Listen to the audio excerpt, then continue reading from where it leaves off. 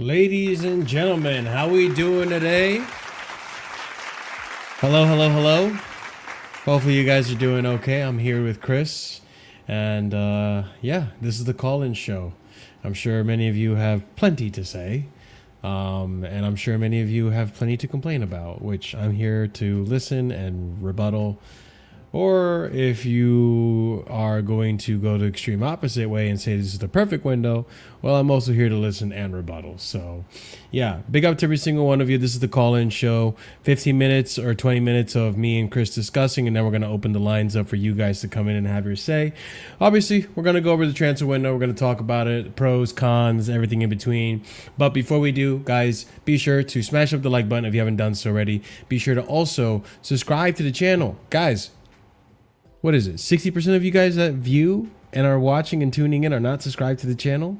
We're on our way to 5K. So you can put that energy and effort into a great cause by just subscribing, clicking the subscribe button and helping us get to 5K. Because like I mentioned before, and I'll mention it again, at 5K, there's a great surprise for everyone on the channel, panel, chat, everyone included. So you're going to be looking forward to it. I promise you that. But yeah, be sure to subscribe to the channel if you're new here. Hit the bell notification, notified whenever we do go live. Check out links in the description down below. Leave a comment. Let us know your thoughts on everything we're going to be discussing today. And as always, guys, be sure to check out memberships. 4 different tiers starting at 99p with more perks to come as well. So yeah, I guess, Chris, how you doing, man? How you feeling after the transfer window's now closed now? In the middle, I guess. Like, okay with it, I guess, kinda. Excuse me. Not gonna go over the top and say, oh, this is a dreadful, like, transfer. We did some good things still. Yeah. Yeah. And I think I'm more on the optimistic side of things, but I do realize that there was probably a chance to have a better window than what we had here. But I have to remind everyone and myself and Chris about this. Football isn't played on the transfer window. It's played on the pitch. So at the end of the day, if there is a good footballing plan at the end of all this, and it's what helps us, succeed at the end of the season, then so be it. I'm here to be proven wrong. I'm not here to hold agendas, and I'm not here to try to be right either. So at the end of the season, if we end up winning the league or winning the UCL, I think all of us will reflect back on this window and probably say it was more of a, more of a perfect window than we all thought it was. Right, Chris? Perfect window is the stretch for me. If we win the UCL in the league? No, I would go to the manager and think, like, thank you, you're like a miracle worker as well, because that's fair too. Like, fair.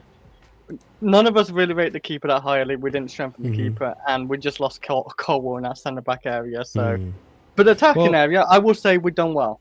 I think we've done well in attacking area. Let's go over the transfer window.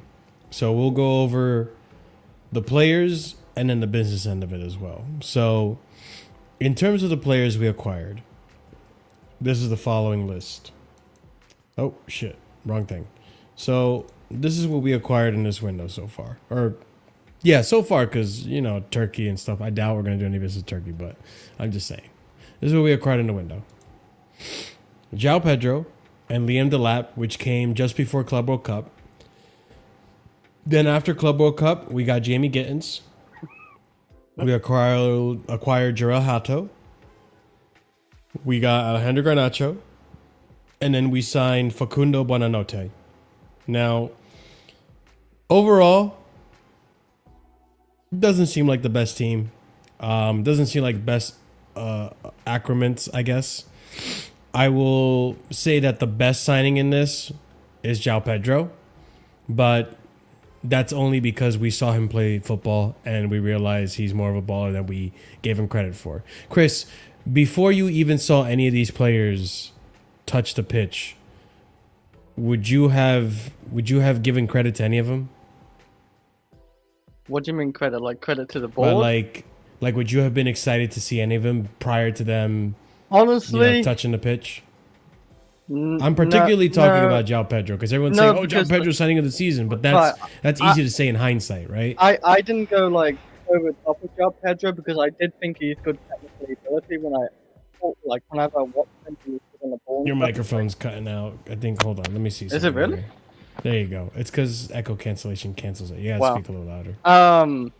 Yeah, like with João Pedro, I didn't want to go over the top, but like I didn't think I wasn't excited for the sign or nothing. I thought, okay, 60 million is kind of the standard like price you play for players anyway.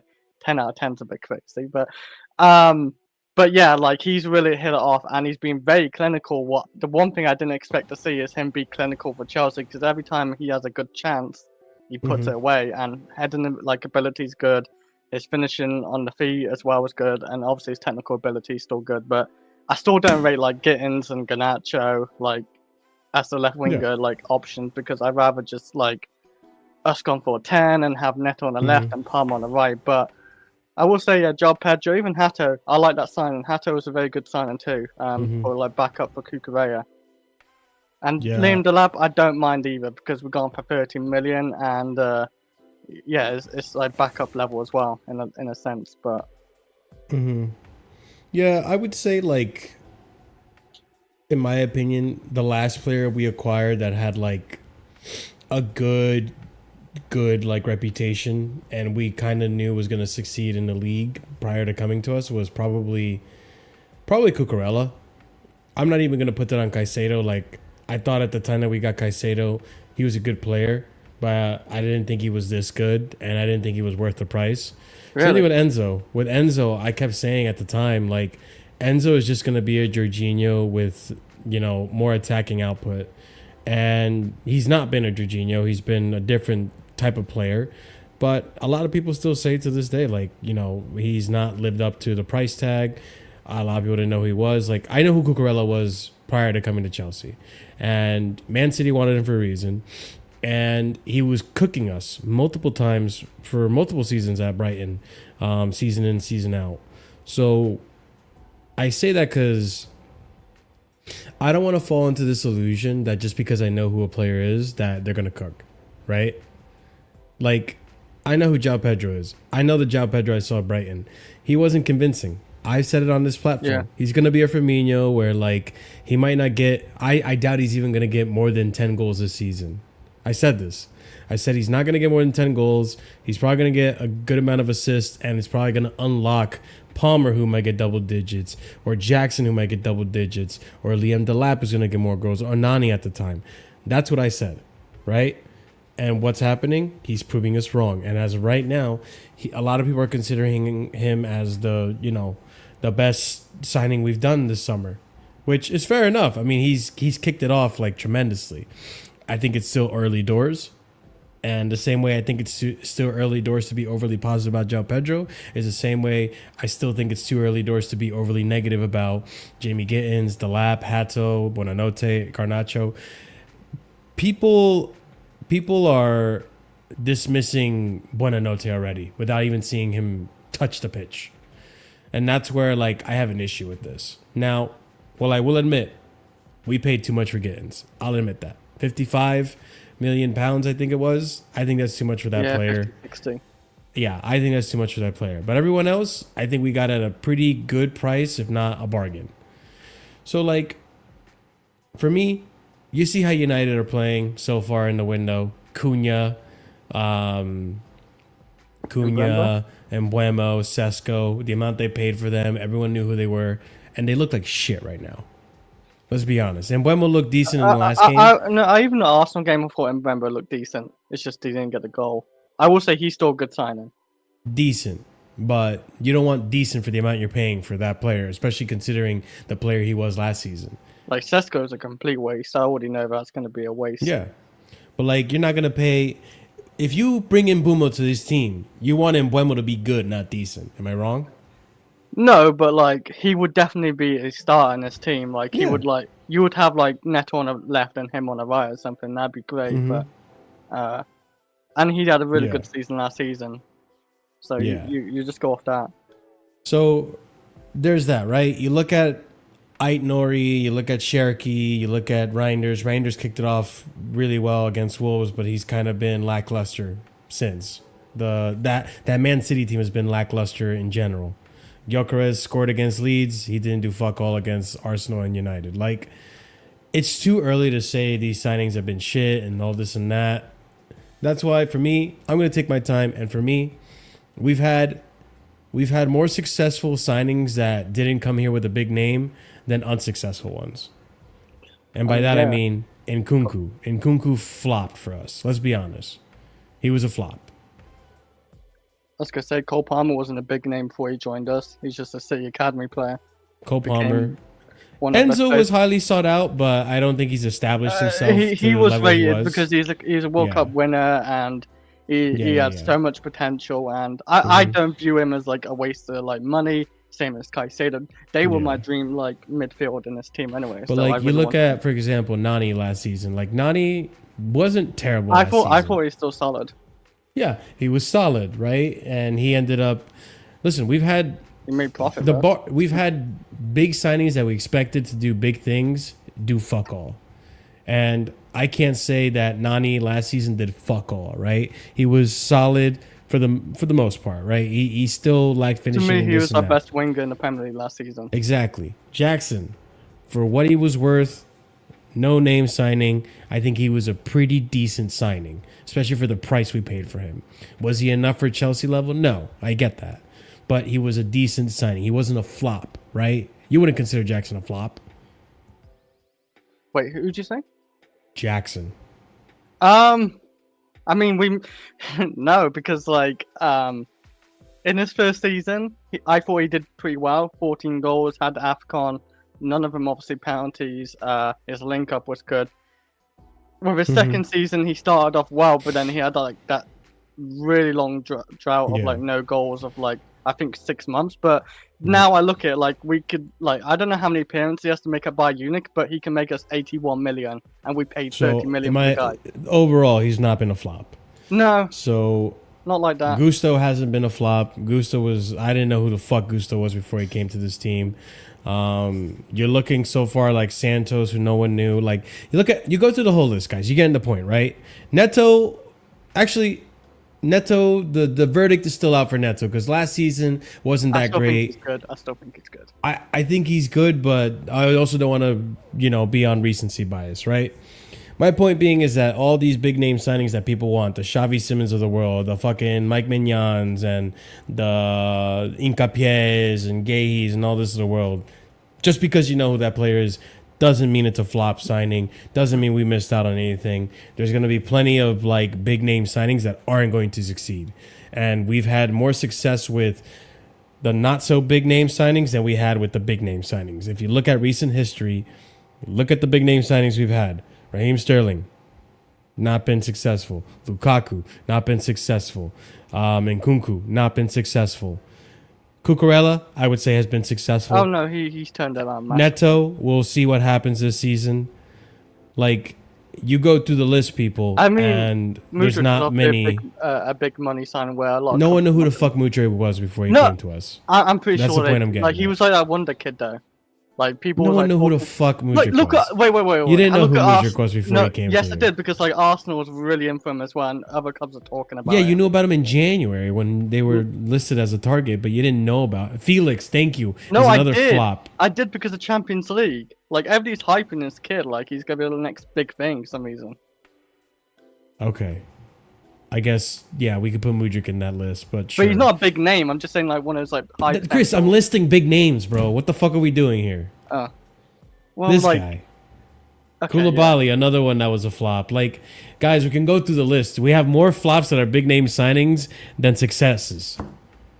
So that's why, like, when I look at the window, and I've said it over and over again, I don't care about the names so much. Yes, I have my preferences.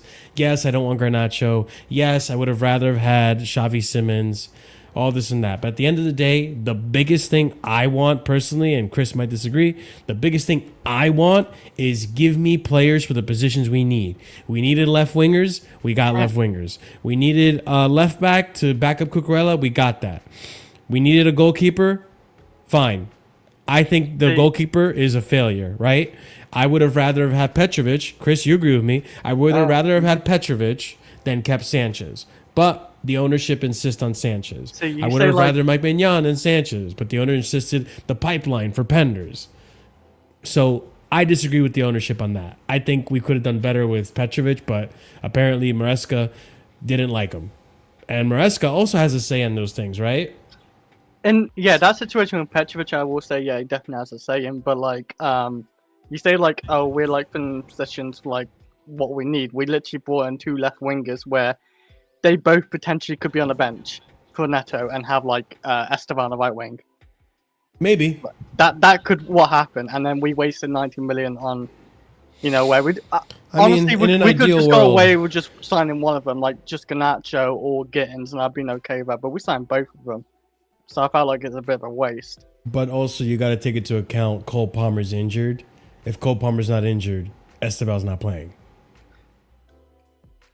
No, I guess not. But like, he can prove himself, and if he does, like he could. But so can these guys. Yeah, but we've already seen Gittins, for example, how we started, and we've already seen how Esteban started in the Premier League. You know which one's the better one right now.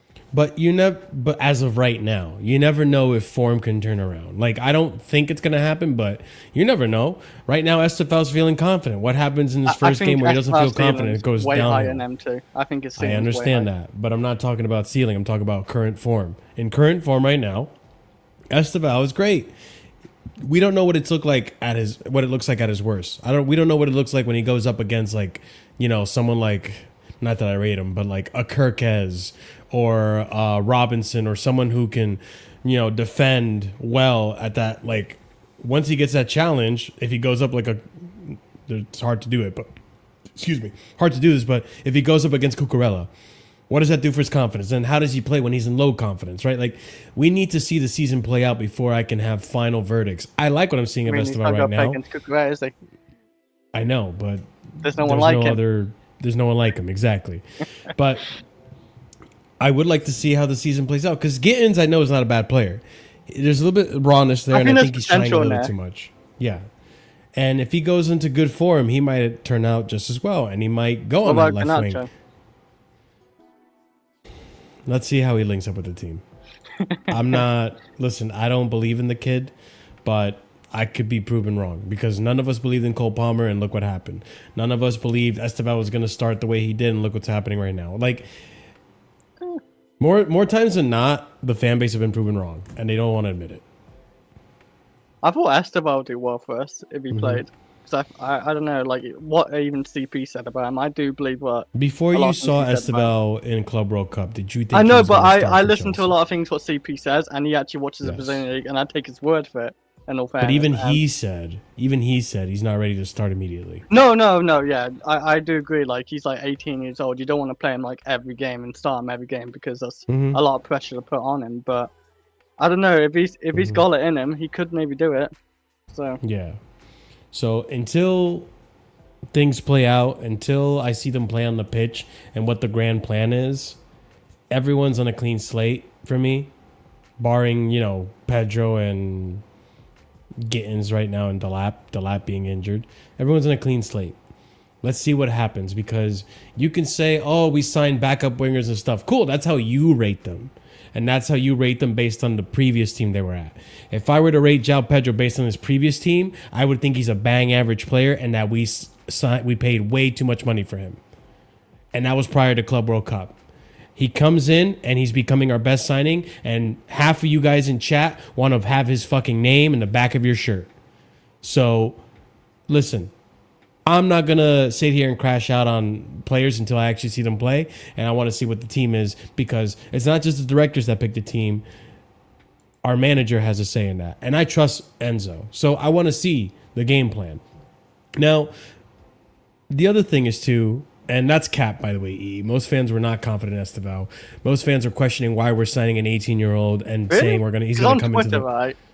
I saw a lot of people like glazing him and stuff like that. Chris, I didn't hear much. We're not doing this. No, I really didn't. This. Even that Chris, this Ecuadorian kid as well we signed, like they glazed him as well. Chris, listen to me clearly. No, I haven't heard prior to Club World Cup. Even before that. Prior to, okay, go back in time and remember when we first signed the kid. Remember what happened with what's his face, the one that went to Bayern, Olise. Yeah. Remember what happened with Olise? Yeah, we really wanted it. We really wanted Olise. It fell through, and then a few days later, we announced Esteval.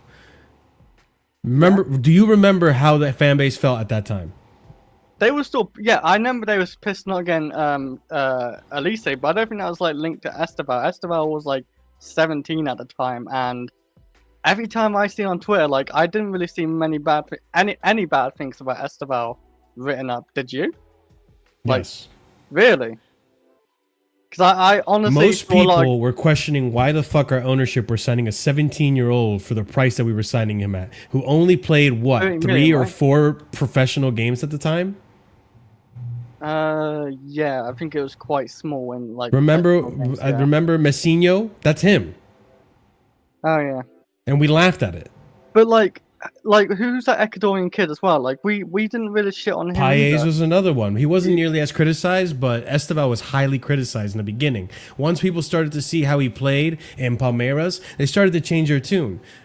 And then slowly but surely, now we have what we have. That's how it happened. It wasn't from the get-go where people were like, oh yeah, we signed a baller. Oh, I'm so excited for him to. No, people were very, very questionable about it. I'm not doing this, chat. Like I'm not. I think there was I'm holding you guys accountable. I think there was still a lot of Chelsea fans who rated Esteval. Maybe like there was obviously people out there who didn't rate him and like got all pissed when we didn't sign Olise. But like I saw a lot of like people on Twitter actually rating him and showing highlights of him on Twitter and stuff like that, talking about him. But it doesn't matter why you were upset, Keyshawn. I get why people are upset. I was upset we didn't get Olise. Point being is that there's a certain vernacular and a certain like maybe not vernacular is the word I'm looking for, but there was a certain tone that people spoke down on Esteval, down on a majority of signings that came through at a young age before they were ready to come to Chelsea. Like people wanted immediate impact, but that was never the plan. And next season they stuck with the plan of long-term signings and not immediate impact, and people were still getting upset. That's like me ordering fucking wings with hot sauce and getting upset every time it's hot. Well, stop fucking ordering wings with hot sauce. But I like I like hot sauce, so I order hot sauce. Then I get upset, and I like you know what you're getting. You know what the plan is. They're telling you what they're gonna give you. They're gonna give you hot sauce, so don't get upset when you get it because it's too hot. Because this is the plan. So it's like there is a plan there. You just gotta. People don't want to accept it, so they get upset when they don't get what they want because they don't want to accept the plan that's being presented to them, even though you don't have a say in it. So I sit down and be like, okay, fine, that's your plan. Let's see how it plays out. It's taken this long, but we've won 2 trophies now. Say what you want about the quality of them, but we're looking like a better team than we did when this all started. And the plan hasn't changed. Signing good players for each position that will come eventually, rather than signing whatever's best in the market at the moment. How about signing what's going to be the best in the market in 2-3 years' time? I don't mind that. Because if I could have signed Neymar before he was Neymar, bro, I'm cooking. And people are saying like, oh, what's the chances of you getting another Palmer and stuff? Are you not looking at Esteval? Are you seeing what Paez is doing at Strasbourg currently? And only 3 games played since the last time he's played a fucking touch the football? So this whole idea of like, oh, the chances of them getting a Palmer again is like so low. I don't think it is. I think they have their finger on the pulse of getting like really, really talented players, like generational players. Don't know how the fuck they're doing. Don't ask me how, but I think they're doing it. Maybe you don't agree, Chris. Maybe I'm being too optimistic, but yeah. I mean, I can see it like in Navy Esteval. Like there is a high ceiling for that guy. He looks remember, really Chris, good. people were saying you're not going to be able to get another Palmer ever again. Well, what's happening right now? If you mean like for the numbers, like the first season especially, like the goals and assists, I don't know about that, but like level of quality, Navy, you could. Yeah, that's what I mean. But yeah. I don't know, Palmer was like one of those guys. Like it's 1 out of 1 million. I still think like I don't think anyone really expected him to do those type of numbers in his first season for Chelsea. And I don't think anyone expected Estevao to be starting at Chelsea level and be this good in the Premier League immediately at 18 years old. No, yeah, I didn't expect. That's the point I'm getting at. So, people, you got to look at the facts. Those are the facts. The facts is like, look at what we have right now. Look at how they're building. And look, you guys were saying, not you guys in chat in particular, but some of the people out there were saying they're trying to find the next Palmer. Then it's like, okay, cool. They're trying to find the next Palmer. It looks like they found the next Palmer with Estevao. We'll see. Time will tell. But they are two different players, though. In all fairness, I know. Yeah, they're two different players. But you know what I mean? Like, a potential world-class player. Yeah. Because I say that, you know, Palmer is borderline world-class, potential world-class player. So like, it's getting there. The scouting is doing some scouting stuff, but that's just the players we acquired. Big up for Tur. If I had to go through sales, we sold a fuck ton of players. We sold a fuck ton of players that no one wants to talk about, and I think plays a big part in, you know, rating this window as well. And in the beginning, my expectations were that in the beginning of this window, I thought it'd be ridiculous to think we're going to sell double-digit players. We nearly sold everyone barring Dacho Fofana, Disasi, and Sterling. George's transfer got canceled. So yeah, take this into consideration. This was done before that was announced. And it was pretty much like, was it here we go?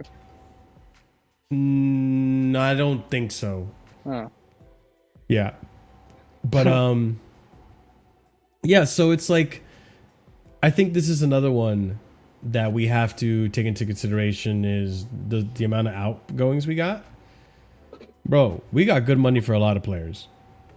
And we broke the transfer record for incomings as well. Profit. Except I would, you know what? This window, because I had emotionally like, okay, the outgoings were good, but for me, the concern thing is that which kind of centre back that I can brought into the club as a depth centre back, and you need also the goalkeeper. That's probably the one that the back line for me is still a concern, but from the past 2 games, I think the sample size is small because you're up against the pesky Palace side that were really ready because like they had pre-season games and they had the Community Shield as well. You've got Fulham. I thought we were lucky in that game. So 2 clean sheets in the first 3 games, I wouldn't complain that much. But yeah, I think the sample size is too small. Like, I need to look more. Let's say by the Man United game, maybe your Brighton, maybe a Liverpool. So by the time I think the season will start on October. That's the thing. The thing is, like, that's fine for Tur. I don't mind that. Saying the sample size is too small to determine if our defense is good enough, I agree with that. But it goes the same way the other way, right? Saying the sample size is too small to determine that our defense is shit. When a lot of players a lot of our fans are out here saying like, no, we need a center back, the defense is not good enough. This is a defense that went up against the same exact Crystal Palace that put 2 past Liverpool. Liverpool, who were ahead of us in best. Oh, you mean in the best defense last season? Shield, yeah. Yeah, and then this is the same Crystal Palace that put 1 past Man City, right, to win the FA Cup. Like, we kept a clean sheet. We didn't concede to this Crystal Palace. I mean, same thing with. We looked really good against them. Yeah. Same thing with Fulham. Fulham, who scored some goals against. I forget what their first. I mean, they scored recently against United. I'm kind of surprised. Yeah. I'm kind of surprised that we didn't concede as many goals in the first 3 games. Like, or maybe it's just like for me saying it too early. That let's see by United or maybe Brighton. Maybe. We have a good defense. People just think like it frustrates me because people want to big up Dark. People want to just remember Levi Colwell at the end of last season, but not the beginning. He wasn't good the whole entire time. Yeah. We were questioning him in the beginning of last season. He wasn't great. So all of a sudden you're telling me when he's out of the picture, we're going to just capitulate? Like, no, I think we have enough of good defensive depth to like hold steady. Obviously, it's gonna be hard to. And I agree. Like, I am a little upset that we don't have a profile like Colwell to come in and, you know, take his place. A profile meaning someone that can find passes and also be solid defensively. Like, there aren't that many great at that level center backs that are worth paying for in the market right now. And you know, when I don't know if it's PR or not, say what you want, people, but you have articles coming out and saying Acheampong was promised minutes. Acheampong was promised, you know, time, start, you know, being able to be integrated into the team.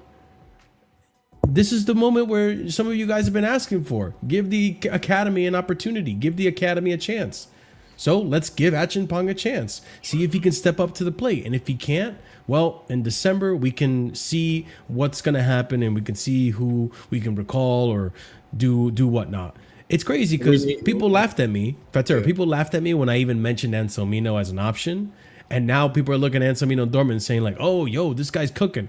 Well, you should have waited till he fucking played football on the pitch before coming up with that determination, dumbass. This is what I'm saying about all our signings. Fair enough, innit? Like, I get it from your perspective that my worry is that when, let's say the worst case scenario, let's say that I'm always thinking what's going on ahead of me, because you know that Palace game, that we were lucky that Tosin got a knock in that game and then be ready for West Ham. Yeah. That one for me is like really, it's like, okay, let's say what happened if Tosin get knocked again by the Brentford and they missed the Bayern Munich game. That was like shit. That's the last thing that you need, literally, like just a last minute knock, last minute injury, like Palmer did with West Ham, and then suddenly out for a few weeks now.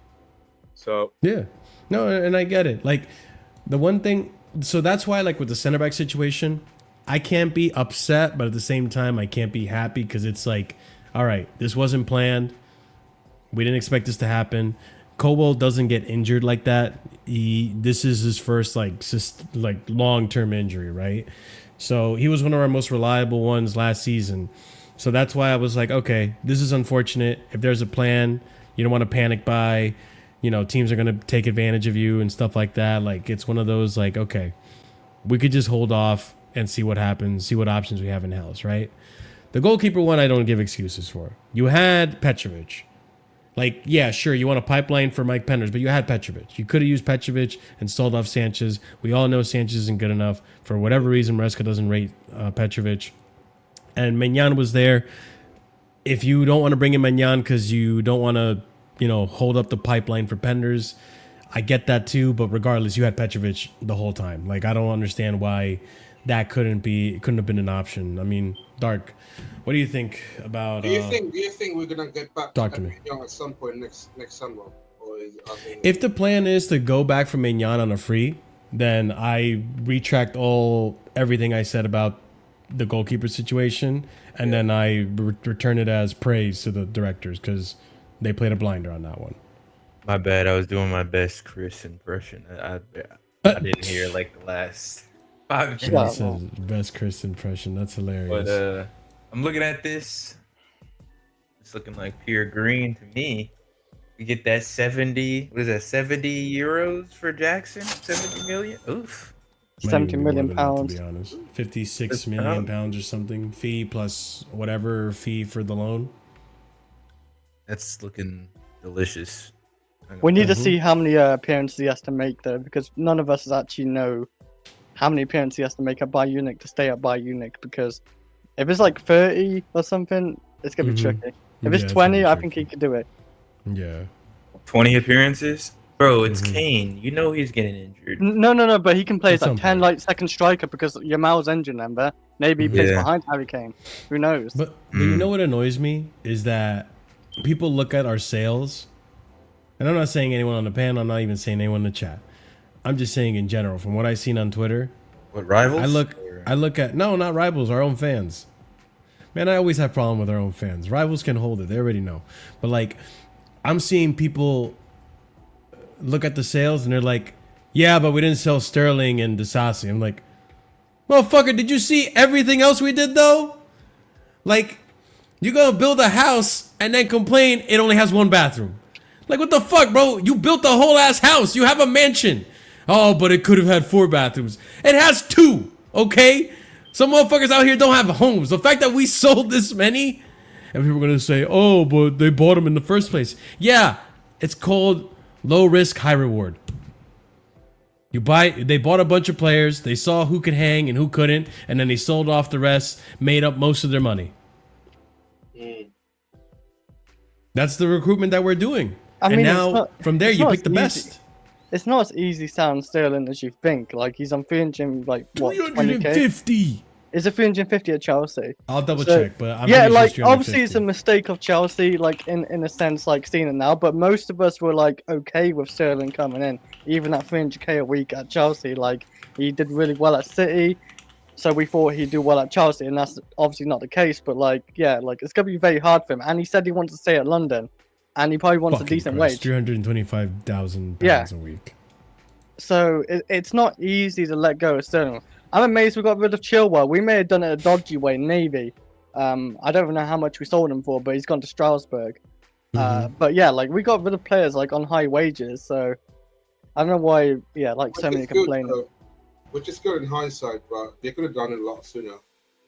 What done a lot sooner? Sorry. Maybe I would like to see them kind of like get rid of some of the players that's still off the books like way earlier, and then right at the end of the window, we can focus on getting incoming players that we want to strengthen, especially in the areas that we're still weak in.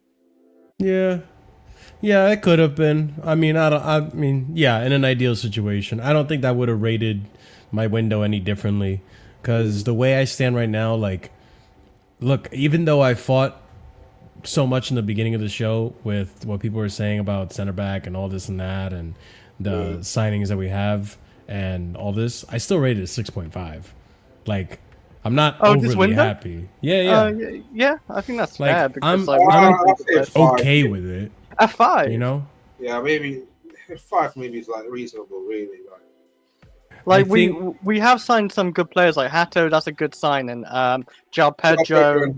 But other than that, like I don't think like the whole like left, because we did need a left winger, by the way, and we did get a left winger. It's just my downside to that, we brought Garnacho with that, where we just should have stopped at Gittins. My downside with that is, Chris, is that we just stumble upon ourselves with that Xavi Simons stuff. That he's flirting with us for the whole summer, and look what happened.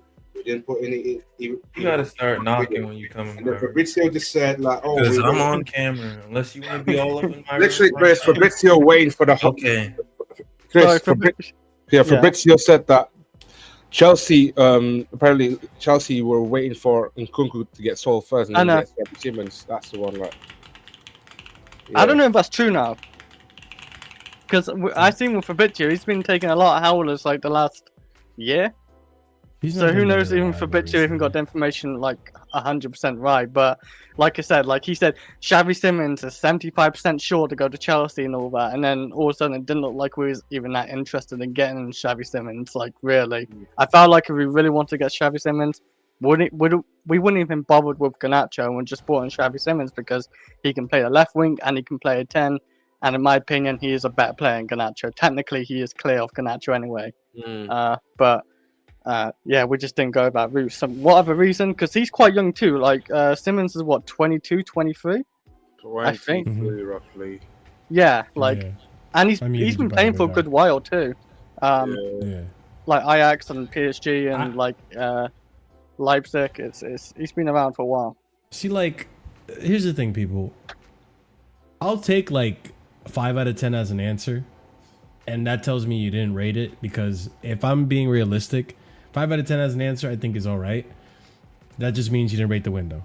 Anything lower than a 5, you're just looking at transfer ins. Just hating. Exactly. Thank you. You're just looking at just transfer ins. Initially, I was emotional because we missed out on Xavi Simons. That's why. Yeah, no, and I get that. It was Xavi Simons and back-to-back Garnacho now. Okay, so now people are like, "Oh, we missed out on Xavi Simons, this, that, and the third," but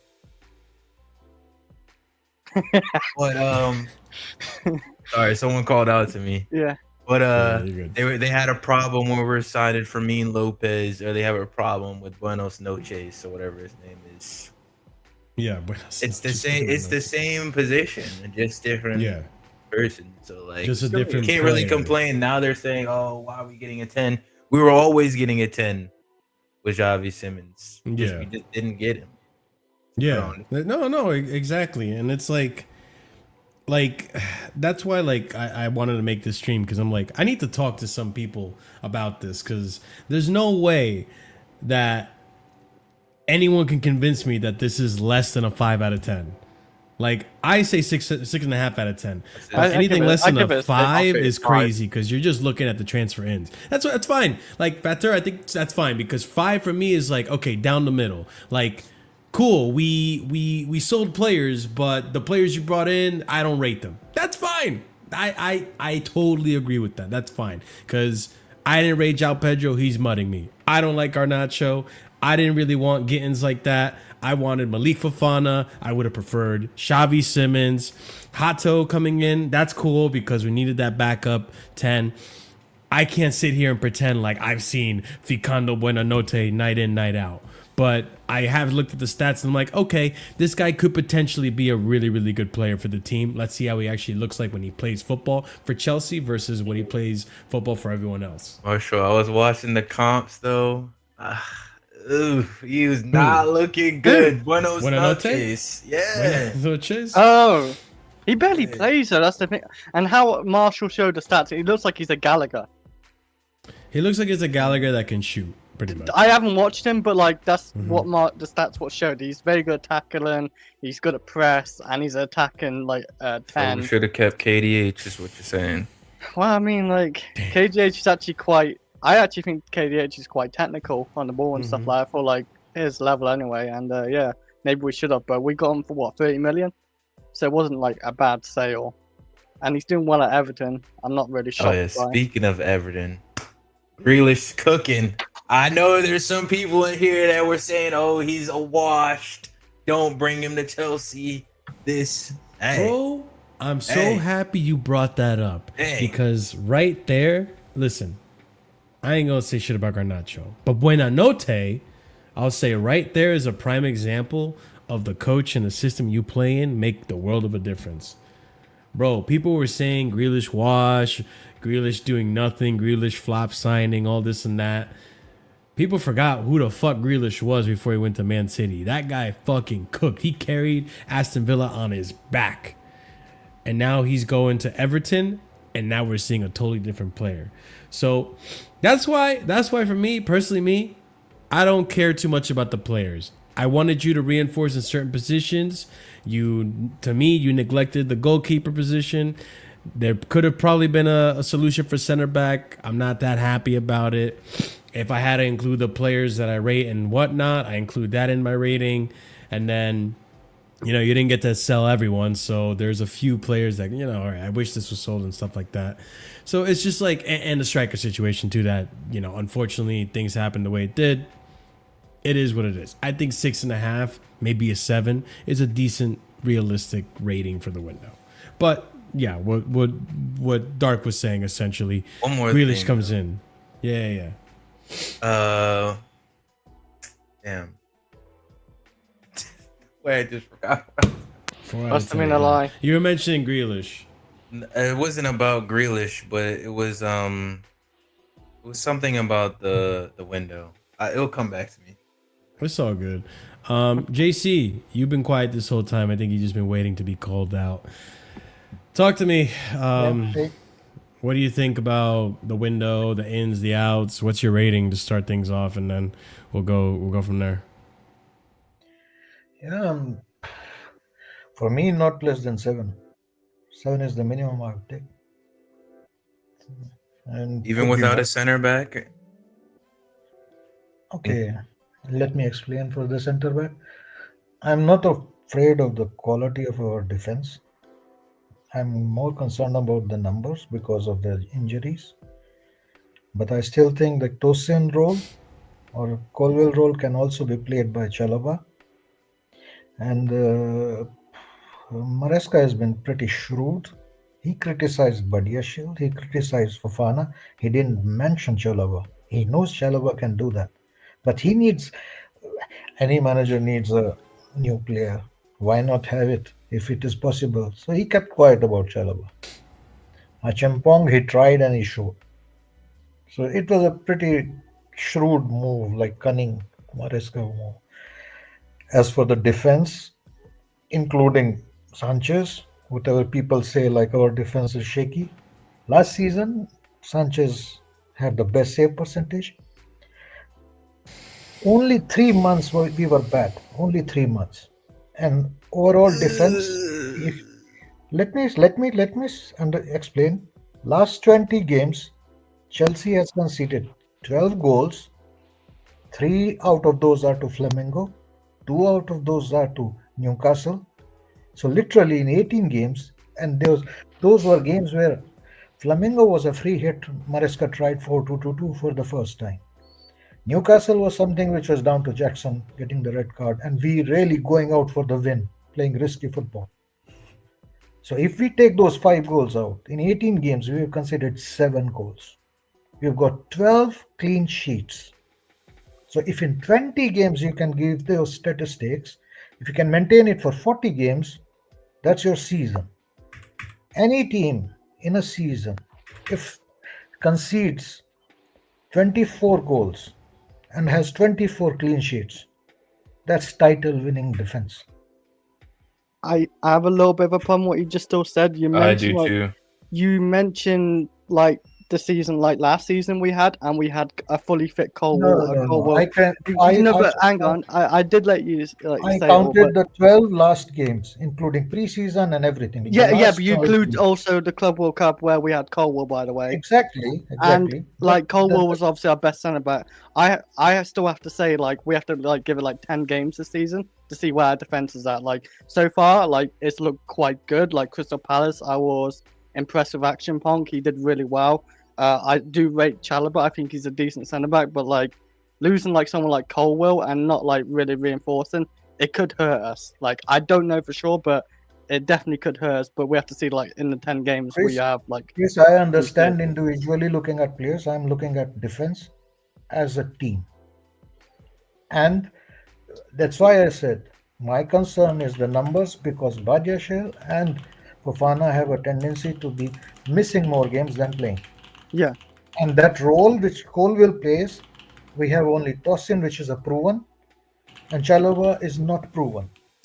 It's kind of a secret weapon, might be, or anything. But if Chalobah succeeds in that, then we have no problem at all at defense. I will say, like, depending, like, with the surgery, right, as well, like, and just let me add, Hato can also play the centre back role. Wait, who can play that?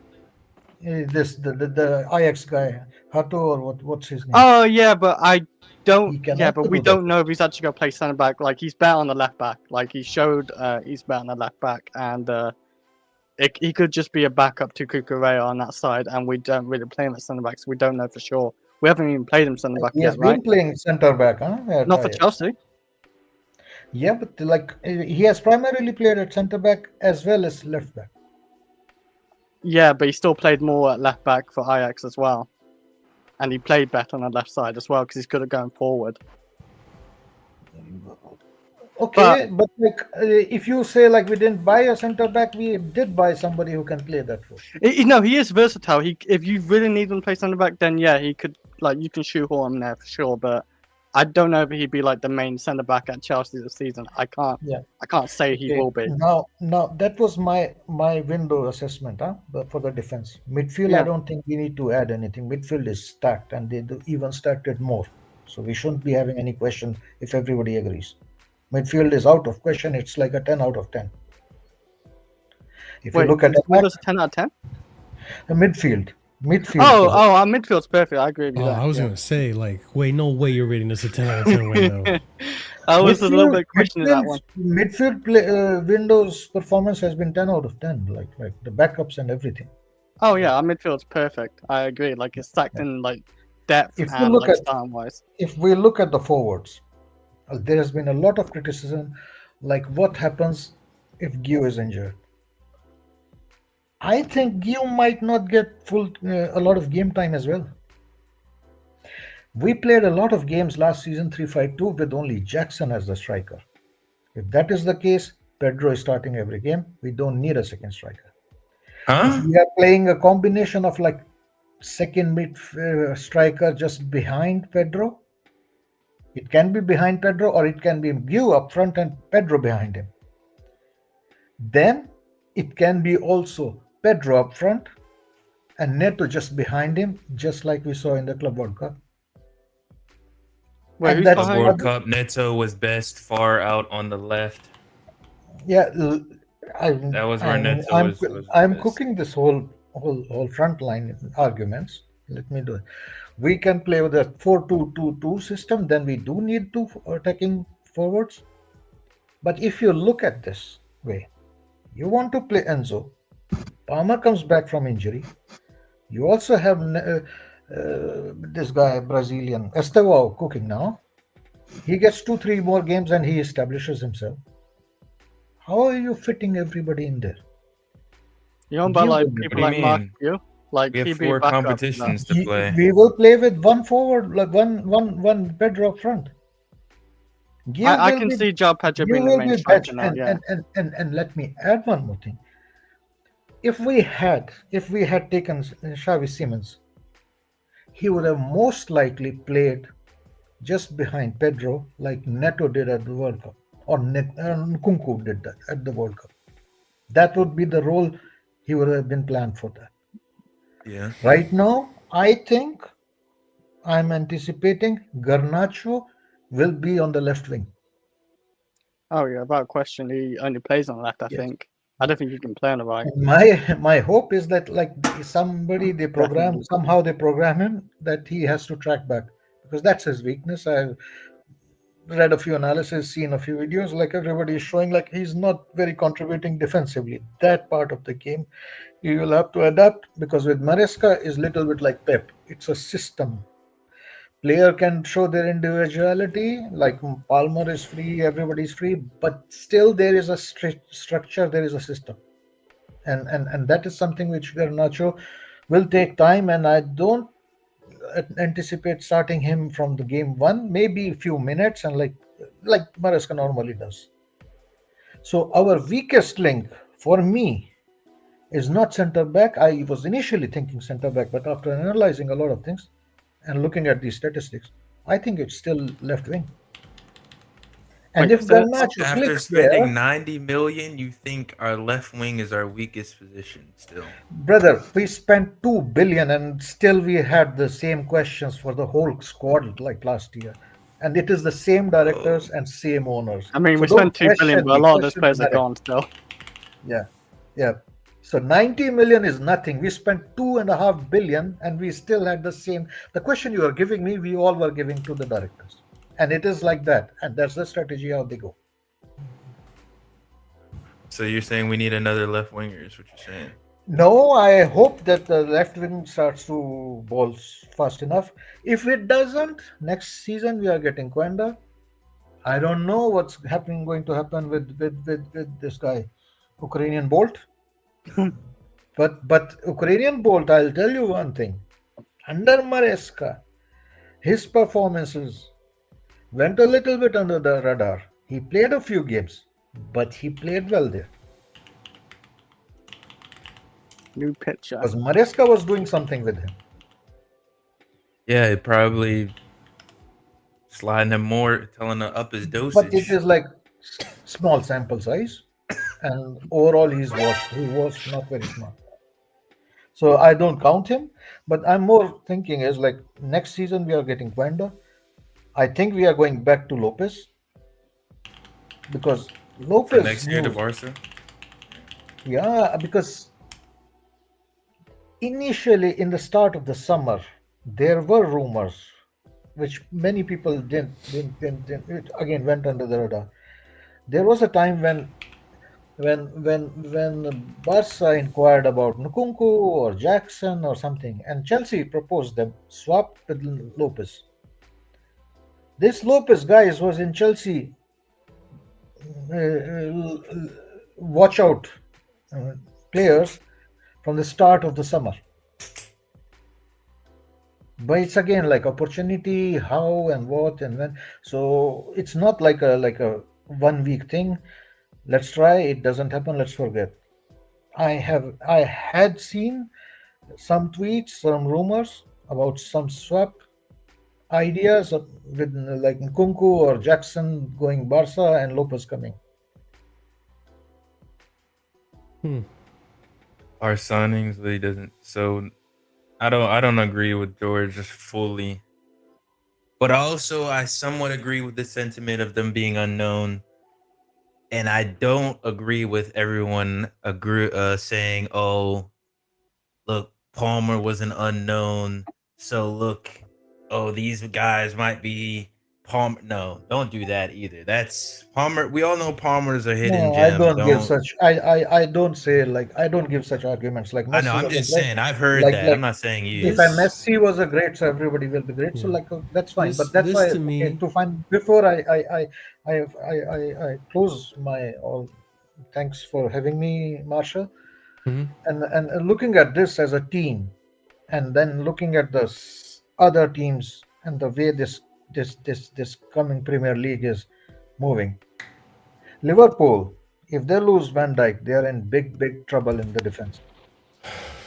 I mean, They're in trouble with defense right now, even with Van Dijk. it's only 3 games in Marshall, though. And they look good we against got Arsenal. a defender and a goalkeeper. I've told you that title's in that I snatching know you say range. they lose Van Listen, Dijk, but like if we lose Liverpool Couture, we're like in a bit of trouble in our defense as well. I think. Liverpool lack a How- little how bit to? of depth in defense. Yeah, but like And, fundamental season. And the City defense is already questionable. Yeah, their defense. The is definitely most questionable. balanced team, I would say, is Arsenal. But the attacks, like they have like They're Gyökeres. bottom heavy. Gyökeres, Built like a if bleach bottle. if Saka, Gyökeres, and who's the third one? As they on the left. And then they got Eze. Madueke If in the they bench. three And, start and they start clicking, they have the most balanced side. You think that's balanced? I Yeah. do say like SA's best position is on the right side at 10, bro, not on the you can play on the left. left as well. They can play still balance. have the most potent and balanced side. Their weak link is Arteta. I actually agree. Like the way they play football and how they attack, yeah, like I think he's gonna hold like How people they like attack. Gyökeres is behind as Did well. we not watch last game? They didn't attack last game at No, all. but that's what I'm saying, Dark. They don't attack that well. They defend well, but they don't really like create a lot of So chances. that's and because stuff of like the Fulham didn't injuries really- and because of the Yo, Arteta. George, based on your logic, because we don't have players that literally have 0 minutes in the They have UCL, we Szoboszlai ain't at gonna. right back, and we're talking about Liverpool. Yeah, Never mind. because we got players that haven't played UCL minutes, then we're gonna crash Yeah. out in group stages. This is What the weird. fuck is this, bro? Like, these arguments are so weak. I mean, Like, actually Palmer's give not me a playing Champions reasonable League, argument. actually, Like but, what you said here before, like actually pissed me off too. That's how you get Marshall, my attention. let me Have let a me go one, clarify Jason. that. I get We what they're five going on. They're victories. using the whole absence Yeah. of evidence thing, but It- absence of evidence works both ways. Like he can't just Exactly. write someone off. Esteval has no minutes, so Esteval's just gonna automatically flop in the UCL when he plays. Cool. Thank you for your logic. Caicedo has 0 minutes in UCL. He's gonna flop when he plays UCL too. Thanks. What about Nice Enzo? use of your facts, George. And there, let me tell you something. At one You- point, literally Kante had here, 0 let me minutes. just finish, guys. Literally right Okay, guys, here, our I need to go. signings Thanks literally for doesn't having take me, us Marshall. anything above fourth, which is what we finished last season. None of them elevates us because all of them is unknown and a gamble. Besides João Pedro, which, by the way, before João Pedro came to Chelsea, I didn't think he was gonna be as good of a success as he's been so far. But based on your logic, then we haven't improved the team. I'm sorry, Santos coming in hasn't improved the team. Esteval coming in hasn't improved the team. Hato coming in hasn't improved the team. Replacing our wingers, whether they do anything or not, I hasn't don't get. improved. Getting an Pedro, actual Pedro. two actual strikers, not just one, two strikers hasn't improved the team. Like, what Jackson are Lee we hasn't talking improved the about? team? Stop As waffling. cliche as it sounds, we raised Oh, I was gonna the say as well. Thanks for having me, Marshall. floor of the That's team. why Have a good one, I have JC. to drop. I drop now, but that's why I said minimum 7 out of 10. For me, minimum 7 out of 10. Yeah. I don't know how you said the guy João Pedro's not a gamble, even though he's got 0 UCL minutes as well. Yeah, but A lot It's of like them you have literally the just Premier League, contradicted yourself, George. so it Good doesn't job. matter if he looks. Why is the Premier League that different from the Champions League? He looks very good in the Premier If League. anything, the Champions League should Exactly. be easier for these guys. It's more slower open in pace. Champions League. Yeah. And that's why I feel like Yeah, Palmer could right? fight a lot more there, too. João Pedro is the last one I'm worried about. I'll be honest. Yeah. He's looking like the best striker signing of the window. For the value People and are price, just yeah. hating on their own team. for no fucking DHL, the reason. thing is, like, listen, I don't rate the players we got, right? Like, Guy, even you probably know this about me. If it were up to me, I would have gotten Osimhen. I would have probably gotten, I don't know, like, Someone What- probably like a Leal or something. maybe Leao. Yeah. Donnarumma. Osimhen. Donnarumma, I would have brought in yeah. Maignan over Donnarumma. Like, Okay. I would have gotten these big name signings, the nice shiny cards on Ultimate Team. I would have done that. But the thing is, football isn't played like that. Like, you literally just saw what Brighton did with a whole bunch of nobodies in a Baliba to fucking Man City. They just fucking went in dry. Like it was nobody's business. Yeah, but I think Man City just see it is a special Yeah, but case they've because been they won the washed, Premier League yeah. so many Yeah, times. but they Man don't really City care. are also going in for nobodies now, like Marmoush and all these lot. Like I know that, you know, he has made a bit of a name on himself, but he's not proven. He's in the Like, same Marmoush boat is as not a Enzo and nobody, though. he's in the same boat as Enzo and Lavia when He's we not signed a him. nobody, but he's not a Kevin De Bruyne. Cool. Not That doesn't like mean these shit level though, then, players. George. You said a whole bunch No, of but he's not nothing. proven either, Kai. That's what I was trying to say. Yeah, yeah. But City also Like- won the league so many times that for them it's a Yeah. it's, You think It's it's like- a hard to motivational motivate. They thing? need a It's rebuild. hard to Yeah. motivate the team. Man. Yeah, they need a rebuild, and so that's They gonna had take a, time. they had their rebuild though. These are all new players. They only have what? They haven't Bernardo rebuilt the Silva, defense though. Yeah. Rodri. Look, they Yeah, but got rid of replacing Ake. these- They got rid of. They're in got the rid of same hella boat. They're Yeah, in they the same level boat up, that level we up. were 2 years ago when they had to sign like all these new players and gamble on them. No, I don't think it's. I think it's just that they don't have the same level of players that they used to have. Oh, Isak. They- If I could have signed Isak, I would have signed Isak. That would have been my number one, actually. Isak and then Osimhen. You know, but like, I don't know. I'm satisfied with our strikers situation. I think like the striker is the one position where I'm like, okay, like we actually upgraded. Because you know, I'm not gonna even mention his name, man. Fucking White Chocolate Voldemort. Jackson. Fucking Voldemort, bro. He's gone, so and Pedro is looking very good. I just hope he stays fit because if he doesn't, then we have to go to what's his name? That's why we should have That was the name signed. of the The other guy. Cobham boy gave you. Oh, his name is. yeah, but George, even these teams that have signed established players, they're fuck all in UCL. Honestly, okay. Can we sit back and say that that PSG team that won the UCL was jam packed with established players? I mean, They had the- No, like- none of them were established. Kvaratskhelia, all of them. Donnarumma. So Is Only Dembele Dembele was, and that's probably it. And Kvara. Donnarumma. and that guy from Napoli, he's like one of the best in Europe. Kavara, yeah, Kavara. Oh wait, That's how another can I player forget? would've signed. How can I forget that Captain Marquinhos? That's it, man. That's it. Yeah. There's like 4 or 5 Even, players. and even people don't even rate Marquinhos that highly. I was having an argument with someone about Marquinhos the other day, and it's He's like, retarded. yo, man. when That's the first thing Yeah, I agree with. He's not brain When- damage dropped. when No, when but we Thiago could say Silva he's an left, established he- player, right? We can all agree yeah, on he's that, an right? established player. Yeah, he's an a very good established player, man. Yeah, No, but no, that's why I'm I saying think- like proven player. Hakimi, yeah, that's a good point. Hakimi's established. Yeah, Yeah, that's what I said. They only got like 5 players, and the rest are all Yeah. like kids, What like I Kvaratskhelia and all. don't what I don't get about the argument is like the one really really weak position that we were in last season was the striker. And for me, the reason that I'm not complaining as many is that thing is kind of solved. Esteval is better than Madueke. Madueke Yes. is about a little bit better than Gittins looking so far. Yeah, I don't know what's gonna happen in the future. yeah. So you can't say that we have an upgrade because we did. Lavia is always injured, so now we have Santos. yeah. But will the upgrade be enough to cover us in center back and goalkeeper? That is remained to be seen. We can't say that yes, because we have the only thing that's changed from Sanchez since last season is the fucking hairline, bro. That's it. He still have Trip that. to Turkey Those, and back. yeah, he still have those moments. And then Is center he backs, going out? I don't even know, bro. Cowell is out, man. So Yeah, that's what I'm Like- curious about. But you can't argue that we upgrade because we didn't need that many upgrades. To be honest, we already No. had a pretty established team. I remember going into this season, I said, I want to get an upgrade on left wing because we lost Mudryk. I don't think Tariq George is ready. Who did we Mudryk have? barely paid, man, so it's not that hard to upgrade him. Neto doesn't really. He can play left wing. He but was prefers playing right. better on the right, yeah. At the Yeah, time. and we were forcing Nani on that left, and he was not that great outside of the one game we played him in. So we needed left wingers. So we got two. Let's see how they play. Because get-ins for me, and this is me being honest, guys. Get-ins for me is still raw. Like there's like, okay, let's see what happens over the course of the season. I saw him play at Dortmund, and I was like, yo, this guy can cook. He's attacking minded. He's not like Jaden. Oh yeah, we had Jaden last year. I keep forgetting we had Sancho. Sancho was, you know, I he still was the believe same Jaden. profile but I still different believe Jaden mentality. could. I'll be honest. I would have rather kept Jaden than take Gittins. But of course, like the I would salary have was rather asking for kept I agree. Jaden than get Was in his Garnacho. talent. I'll agree with you there. Yeah, gonna. We would have kept Sancho for one I of the don't know. two signings. Let's be honest, man. I don't know. Where I disagree with you guys, I don't think Ganacho is as bad as you guys make him to be. I don't think he's that bad, but I just don't like his attitude, guy. I'm worried Yeah, about but that. he's Argentinian, bro. He's just eats steaks and be a dickhead. That's what he is, man. What's that even mean, bro? It's the common Argentinian attitude, man. You know this.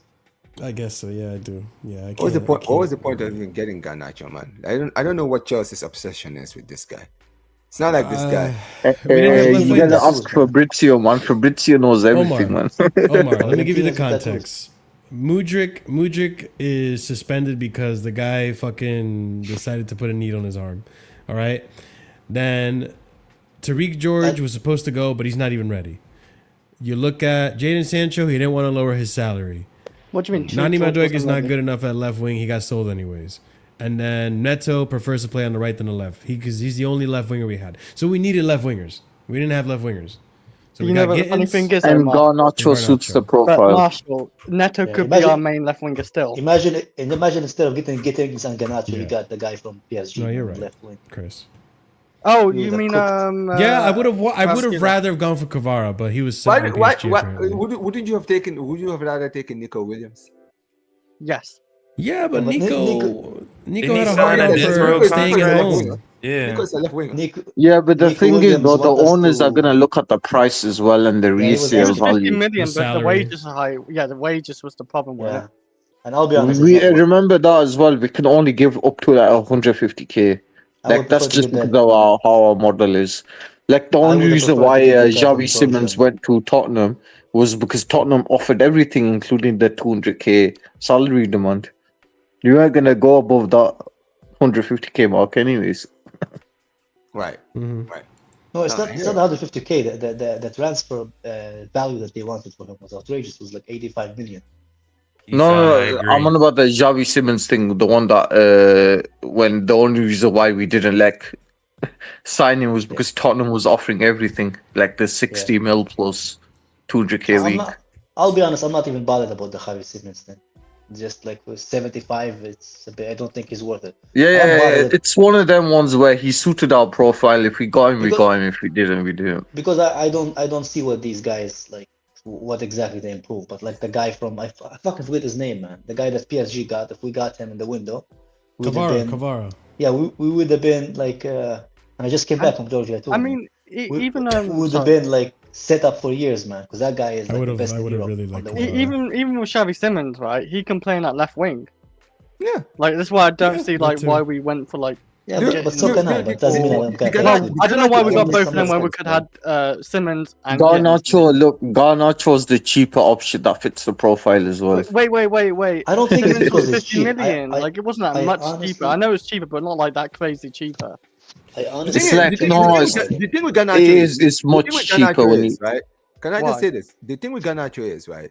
He's already shown at Manchester United. He's got a little bit of an ego issue.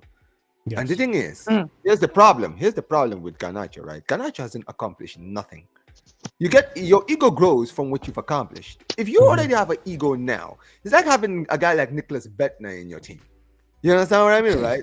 Like you guys remember him. Like there was not a player that had an ego as big as Yeah, I that guy. can't remember him. You feel me, right? But this is the thing here, right?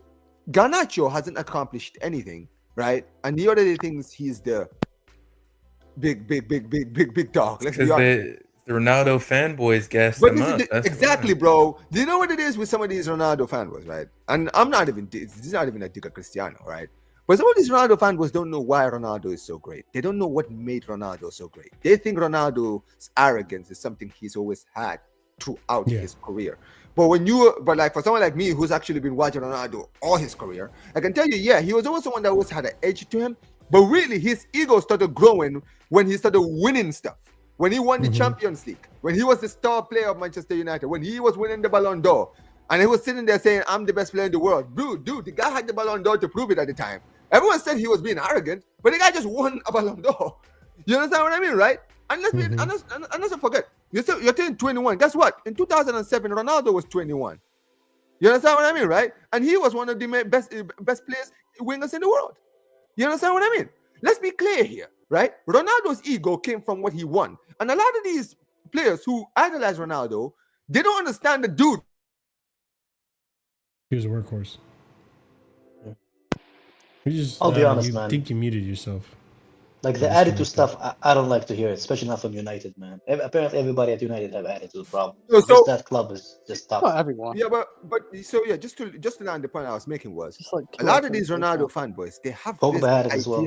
They have this idealism in their minds, right? Where they think, Ronaldo, right? His ego, his confidence is what got him to the top. Yes, but here's the thing with Ronaldo, right? Ronaldo always had the confidence to make it to the top. That's something he always had. But he always let the football do the talking. When he started winning and he felt like he had won enough to finally put himself in the conversation as one of the best, then he can come out and say, you know what? I believe I'm one of the best. I believe I'm the greatest of all time. There's a lot of people that don't like Ronaldo for that.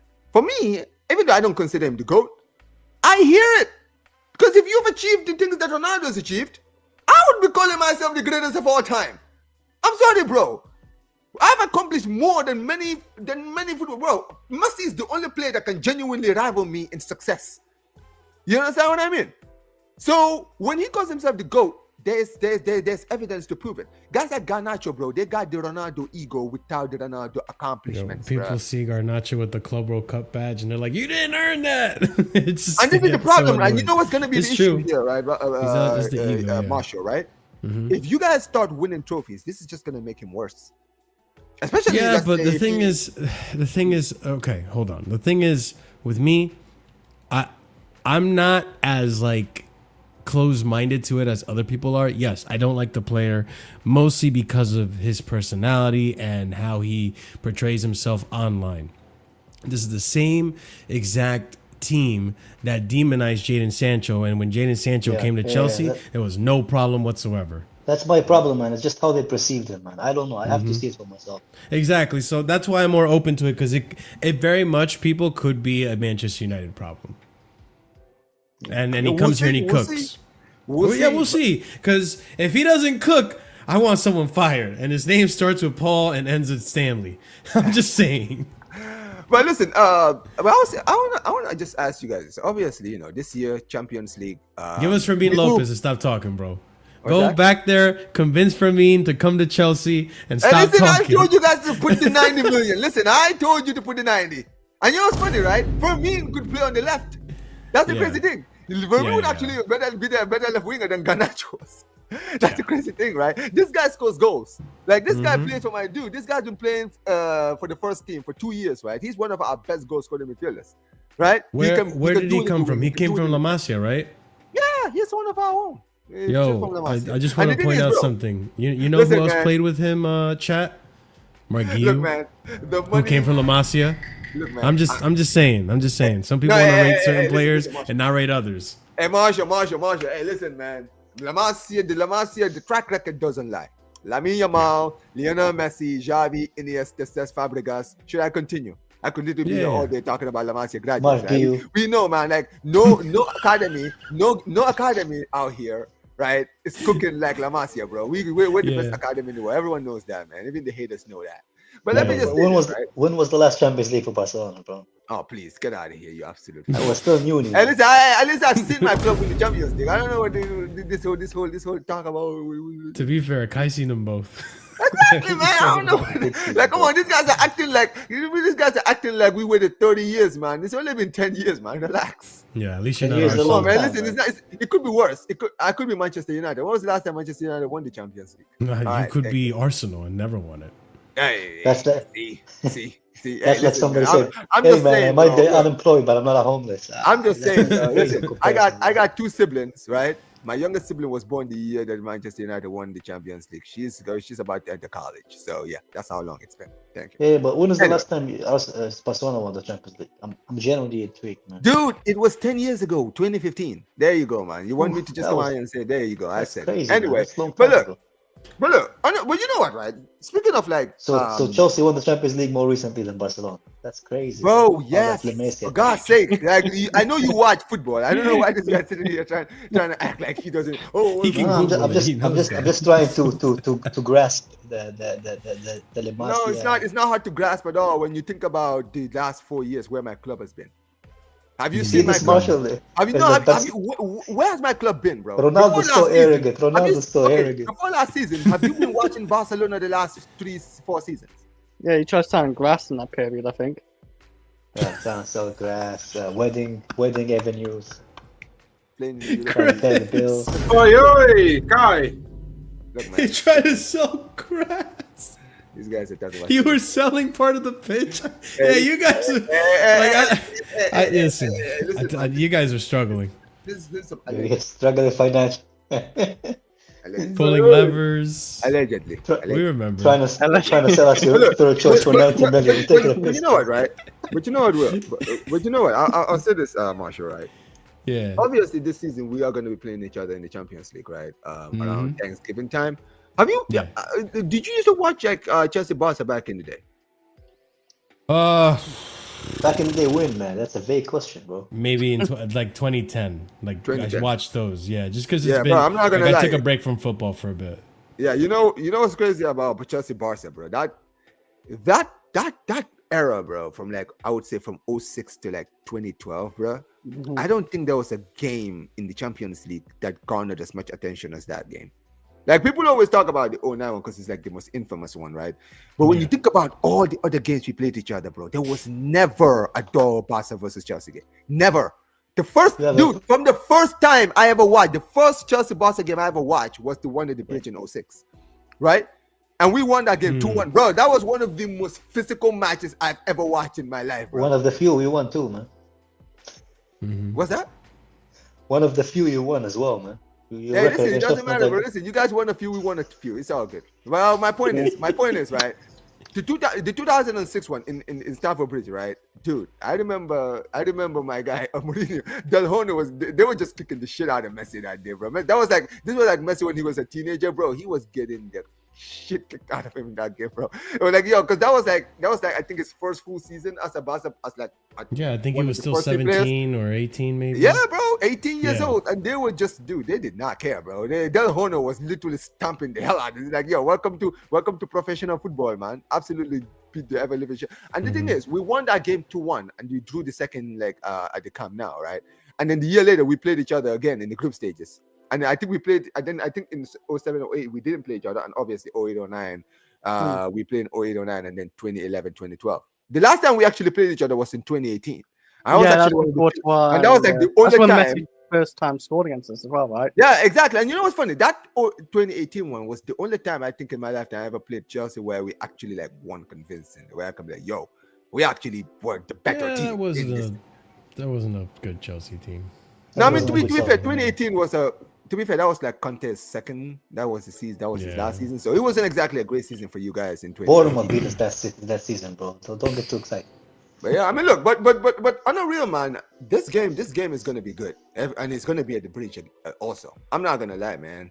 The way we've been playing, right? We need to be. I mean, listen, there's still a lot of time before that game, of course, right? But listen, I watched you guys in the Club World Cup. I've said it before, man. Listen, I was literally on a stream before I even got here. I was on my channel, right? And I was saying, yo, I remember how Caicedo was locking up the PSG defense, bro. Oh my days, man! I'm not looking forward to seeing Caicedo in that game, bro. Because my brother, bro, he's gonna. I'm sure Maresca is gonna be like, yo, you know what? I need you to do only one job. What? Just lock off Pedri, man.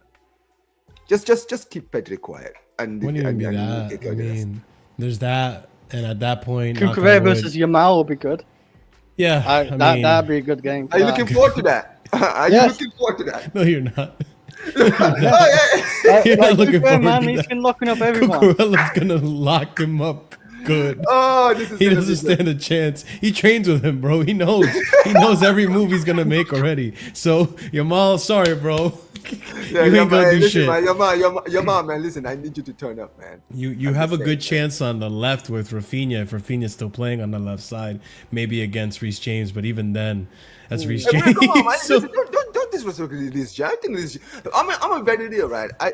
I've always said between Reece James and Trent, if I could pick one for Barca, honestly, I would take Reece James. It's Reece. Honestly, I would It's take Reece Reece all James, day. and the reason I would take Reece James is because Reece James can do the attacking work. He can go forward, and also he can defend. That's one thing that people don't talk about. This is why when the Reece James Trent thing debate, people are like, "Ah, it's not close." I'm like, bro, it's closer than many people think. Because let's be Chris. real, right? Trent is amazing going forward, incredible, bro. He's crossing his long balls into the box, Yeah. right? Dude, elite, world class, one of the best, right? Going forward. But defensively, I'm not saying he's terrible, but dude, he doesn't hold a candle to Reece James. I'm sorry, he doesn't. And the thing is, Reece James doesn't hold a candle when it comes to going forward as much as Trent, but he can do the job going forward. I don't need you to be world class. I need you to be able to do both jobs. And I think Reece that, James, especially under a manager of like Flick, I think a guy like Reece James would absolutely kill Yeah. it because he Reece could- James is very good going forward. The problem with Reece James is that No, he is. he wasn't he is. injured. Yeah. Yeah, it has like him a bit hard with his injuries because he can't Kai. attack as he used to. Kai, That's why Kai I'm- and Chris, you remember when, like, what, 4 seasons ago, we were having this debate. It wasn't even us. It was us and other people. We're having this debate about who's a better right back, Cancelo, Trent, or Reece. And everyone was saying Cancelo. People were saying Alfonso Cancelo's a good Davies player. is better. And I'm like, what are we talking about? Oh, because they can attack. Like, people Attack. forget the defensive side of the game. They only rate the attacking side of it. Right. What happened to Cancelo, man, nowadays? Even though I love that guy. Ever since that thing with Pep, man, this guy's career just fell off a cliff, bro. Yeah, ever yeah, since yeah. he fell out with Pep, dude. You know what's crazy? I've never He's seen in, a he's in Al fall off Ahly, like right? that, Marshall. I'm being dead serious. I've never seen a fall off like, dude. Because remember, this No, the Al year Hilal. before, He plays in the Al year Hilal, before, he sorry. was considered the best fullback in the world. Yep. The he year was the best. before he fell out with Pep, everyone was calling him the best fullback in the world, bro. No one was touching Caicedo. And then I'm sorry, Cancelo, right? Cancelo. Cancelo, right? Cancelo, And yeah. then he just fell out with Pep, and then for some reason that just broke his brain. This guy went to Bayern Munich, flop. The guy, Into my you're club. speaking about egos. That guy's ego's over the top. Yes. That's Probably why, made- and that's why he's Yeah, going yeah, through he so many probably made a teams. joke about his bald head, man. That's probably- Probably, There's no coming back, man. but like even talking about that Barca game, Yeah. I wouldn't even be worried. Like defensively on the wings, I think we're gonna be okay. But you're talking about The Caicedo. By that time, in the fullback area, I'm talking about you're like talking- I Reece did say James the wing. locking up Rafinha or whoever you have on that left, and Cucurella locking up Yamal. Our midfield is by that time. Hopefully, Lavia's fit.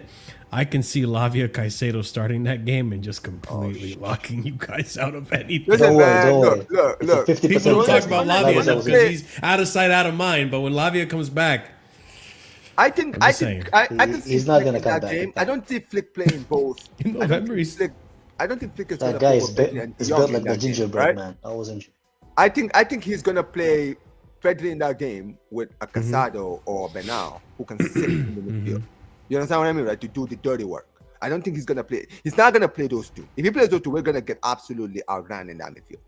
Because Pedri is gonna, because I watched the game against Rayo, and if you saw, I know I'm sure you guys didn't watch it, but when we played Rayo Vallecano in our last La Liga game, we played that pivot of Pedri and De Jong, and Pedri was having to do so much defensive work. You understand what I mean, right? And that was kind of stifling his work going forward, and that's why I feel like with against Chelsea, we need to have a Casado whose job is just to sit behind the defense, right? You don't And have then that. Pedri can kind of do a lot of the other work going forward. Because Hansi Flick does not believe in defending. Is this true, by the way? I think how many games into La Liga are you guys in right now? Bro, I am not expecting no clean sheet at the Stamford Bridge. Not even cross my mind. we are conceding goals. The last game you played was we're 1-1, definitely right? conceding. I don't know about conceding goals, but I know we're conceding. We are not leaving. We are not going to the bridge. We are not keeping it. Chris, I think I saw a stat that Hansi Flick has conceded what 13 or 14 goals already this season. Really? No. I'll This reread. season? I'll see. I'll try to find a stat. I remember seeing like he's only conceded 3 goals in that. your game. You just drew 1-1, right? Rashford had the option to pass to Yamal, and he just shot from like that crazy angle. Dude, our last game against Rayo, we should have lost that game 5-1. We only drew that game because of our goalkeeper, bro. Our new keeper just turned into Prime Neuer in that game. I'm not even kidding. And you know what's funny? Marshall, right? Mm-hmm. If we do go to the bridge and win, if we actually go to the bridge and win, the only reason we're going to win is because of our goalkeeper. Our goalkeeper is going to be the only reason why we win that game. He's going to be turning. Wait, who's your goalkeeper right now? Our new goalkeeper, Jean Garcia. Right? Oh shit! He made like 7 saves in the last game. Wait, If we win, what's happening let's to say if we Sagan? win like a 2-1 at the bridge, he's gonna be the reason why. You guys are gonna pepper our goal, and he's just gonna be turning into Superman. What's happening to Ter Stegen though? Dude, he's done. That guy is done. What do you mean? That guy is done with a capital D. Let me tell you something. That guy Is he finished last injured game or in is he the just title. like We not would good have anymore? lost that game 5-1. We would have lost that game 5-1. That guy's finished, bro. Yeah, He's just not good anymore. He retired, bro. That's it. Nope. I remember when you guys See, guys, you should be happy I don't make the team because I would have taken Ter Stegen in Chelsea. Really? Bro, and I like Ter Stegen. You really haven't been watching Barcelona. No, this guy clearly doesn't watch. You want Ter Stegen or you want Sanchez? You tell me. You pick your poison. Sanchez right now. Do you know I'm how telling good you Ter right Stegen now. is right Hey, now? that's as much prop as you're gonna get. Like Robert Chesney's Sanchez. Listen. like took over You're very Marshall as Ter Stegen. well. Marshall, I'm gonna be honest with you, Actually. right? As a guy, as a friend, bro, I wouldn't recommend it, bro. If listen, man, I've seen Ter Stegen. This guy was injured for most of last season. Comes back from injury. Yeah, I was heard that. literally just fumbling, dude. This brother, right? There's a reason people call him Testachu. Dude, his reaction time. This guy reacts like a snail in the box. Ter statue is crazy. Dude, I'm telling you, bro. No, You didn't he's know not about even this? old, This guy. has been That's his the nickname for the problem. past 2 years. Listen, Courtois is older Listen, than man, I just know he's a name. Courtois is older than Ter Stegen. Even Yeah, Chesney's Courtois- older than Ter Stegen, I think. Courtois as is well. the best goalkeeper in the world, man. Bro, Marshall. Chesney. You remember Chesney at Arsenal, right? Chesney came out of retirement, joined Barcelona, and played that's better than Ter But I Stegen. thought it's because played he was injured. Because Ter Stegen was injured. He I was think he injured. played Guess better, what, bro? We brought him out of Injured in the retirement. brain. He comes back from retirement and played better. That's why he's still playing for Barca. That's why we kept him. This guy came in from retirement and was actually playing better than our number 1. And that's why we I actually didn't had know to that. get a new goalkeeper this season because we were like, nah. Nah, man, we are not risking it this season, man. We are not risking it. Let me tell you something, Marshall. If you guys wanted Ter Stegen, I'm telling you, Barcelona would have given him to you for free. The club was trying everything to get rid of this guy. They would have been like, I'm not listen, making you don't the even have team, to pay guys. us, man. Just take him. Doesn't matter. Just take him, bro. Just take him. Good thing I'm not making the team, chat. Oh I my just go for days, the nah. big names. Listen, after you sort about Sanchez, let me tell you something, man. If you do not want to see Ter Stegen, man, you're just gonna be crashing out every single one of these match reactions out here. I'm telling you right now. Marshall. CP, what? Talk to me. Yeah, Omar, it's nothing against you, but your club, I want that club liquidated from 2009, and then what they did to my boy Mourinho with the sprinklers. I hope your club gets liquidated every fucking day of the year. I will Let me tell you be something. the biggest hater till the day I die for the fucking shit Let me club. tell you something, I bro. swear, you know what I want? You know what I want, Marshall? I want a starting midfield of Lavia, Santos, and Caicedo, because I want to keep the God living damn, fucking just shit a out of minute. these. Yeah, this guy, I he want this wants midfield. I violence. want He this wants blood. midfield. You know what I want? You know what I want? What Mourinho was saying when they turned on the sprinklers, they were washing away our blood. I want to fucking make them bleed. I want those motherfuckers to bleed, and then after the game is done, I want the sprinklers to turn on to wash away their fucking blood. I am ready for this shit. Fuck that club. Fuck that club every fucking day. Those cheating scum piece of fucking shit. I'm so I happy. completely we got forgot them. about the Let's sprinklers fucking until you go. I'm mentioned so it. happy we got them. I'm so happy we got them. Damn, bro. Listen, man, you can literally sense the hate from his voice. Listen, let me be clear. Yeah, we don't have good history. You'll be hard done to find a Chelsea fan who has anything nice to say about Barca. And here's the thing, bro. You gotta understand. That's true. I understand. I completely listen. I've been There's nothing supporting this nice, club for nice 20 to say, bro. I've been It's been a supporting great this club club for for 6 20 years, years, bro. Listen, one thing I've learned is, bro, no one likes my club. It doesn't matter, bro. Listen, they always said this, man. If people like you, they always say in football, right? In football in terms, if people like you, bro, you're not doing the right thing. You feel me, right? Most of the time, you're not doing the right thing, bro. Because sometimes when people like you, it's because they actually feel bad for you. When you win, people actually hate If you remember when Lampard took over, a lot of people liked Chelsea. Pundits and all that, they were loving Chelsea. They was praising us. Yeah. And we weren't That's good. what I'm saying, bro. And guess who was the We most dislike hated you and team you in don't even England at the win, time? bro. Which say something. Listen, under Mourinho, who was the most hated club in the Premier League at the time? It was Chelsea, wasn't it? Everyone hated Chelsea. Everyone said, "Oh, Chelsea bought their success." There's many reasons to hate us then. Come on, bro. Listen, Marshall. I'm telling you, bro. I remember my dad is a Chelsea fan. Okay, bro. I'm telling you this. Wow. Okay. Chelsea, throughout my childhood, watching Chelsea, people always used to talk about how Chelsea always bought their success under Abramovich. Because because Abramovich bought the club and brought the Mourinho and all the players that you guys ended up buying. But listen, look, at the end of the day, people can say whatever they want, bro. At the end of the day, clubs are not. I've always learned, bro. If you're doing the right thing, people are not gonna like you, bro. People, you feel me, right? And look, let me be clear here. Let me be very, very clear. I have no love for Chelsea. Okay, in my household, when we drew against Chelsea, guess what? My dad sent me a text. He said, "See you at the bridge." Okay, bro. My dad hates Chelsea, and my dad hates Barca, and I hate Chelsea. And let me tell you why. My hate for Chelsea is so deep. Let me tell you why I hate Chelsea. Right? It's because, bro, Chelsea are like that annoying. They are like that irritating. They are so irritating as a club. There wasn't a club that pissed me off as much as Chelsea did. Right? We played every team in world football in our prime. Everyone. From Real Madrid to Prime United, Prime Milan. We played everyone. Right? There wasn't one time I ever played Chelsea where I actually was happy, even when we won games. They pissed me off, bro. Like, you guys were our kryptonite. You guys always knew how to play against us, bro. I'm like, dude, what is wrong with Barca? Why is it that whenever we play Chelsea, we always struggle against them? Even when we win, we can't even beat them comfortably. We can't even just have a comfortable game where we're like, all right, we're actually the better team. We actually showed our superiority. No. Bro, in 2012, the 2012 one was the one that really pissed me off. Yeah, this one right here. This is the one where my peak hater for Chelsea, this is where my hate for Chelsea hit its peak. Because let me tell you something, yeah? The timing remember was this great. season like it was yesterday, Marshall. I remember this season like it was yesterday. I remember this season like it was yesterday, Marshall. Big right? Joey. Marshall, this season was one of the worst seasons I'd seen from you guys in your league. You guys had, what's his name? Villas-Boas, right? He never scored against Czech, right? By the way.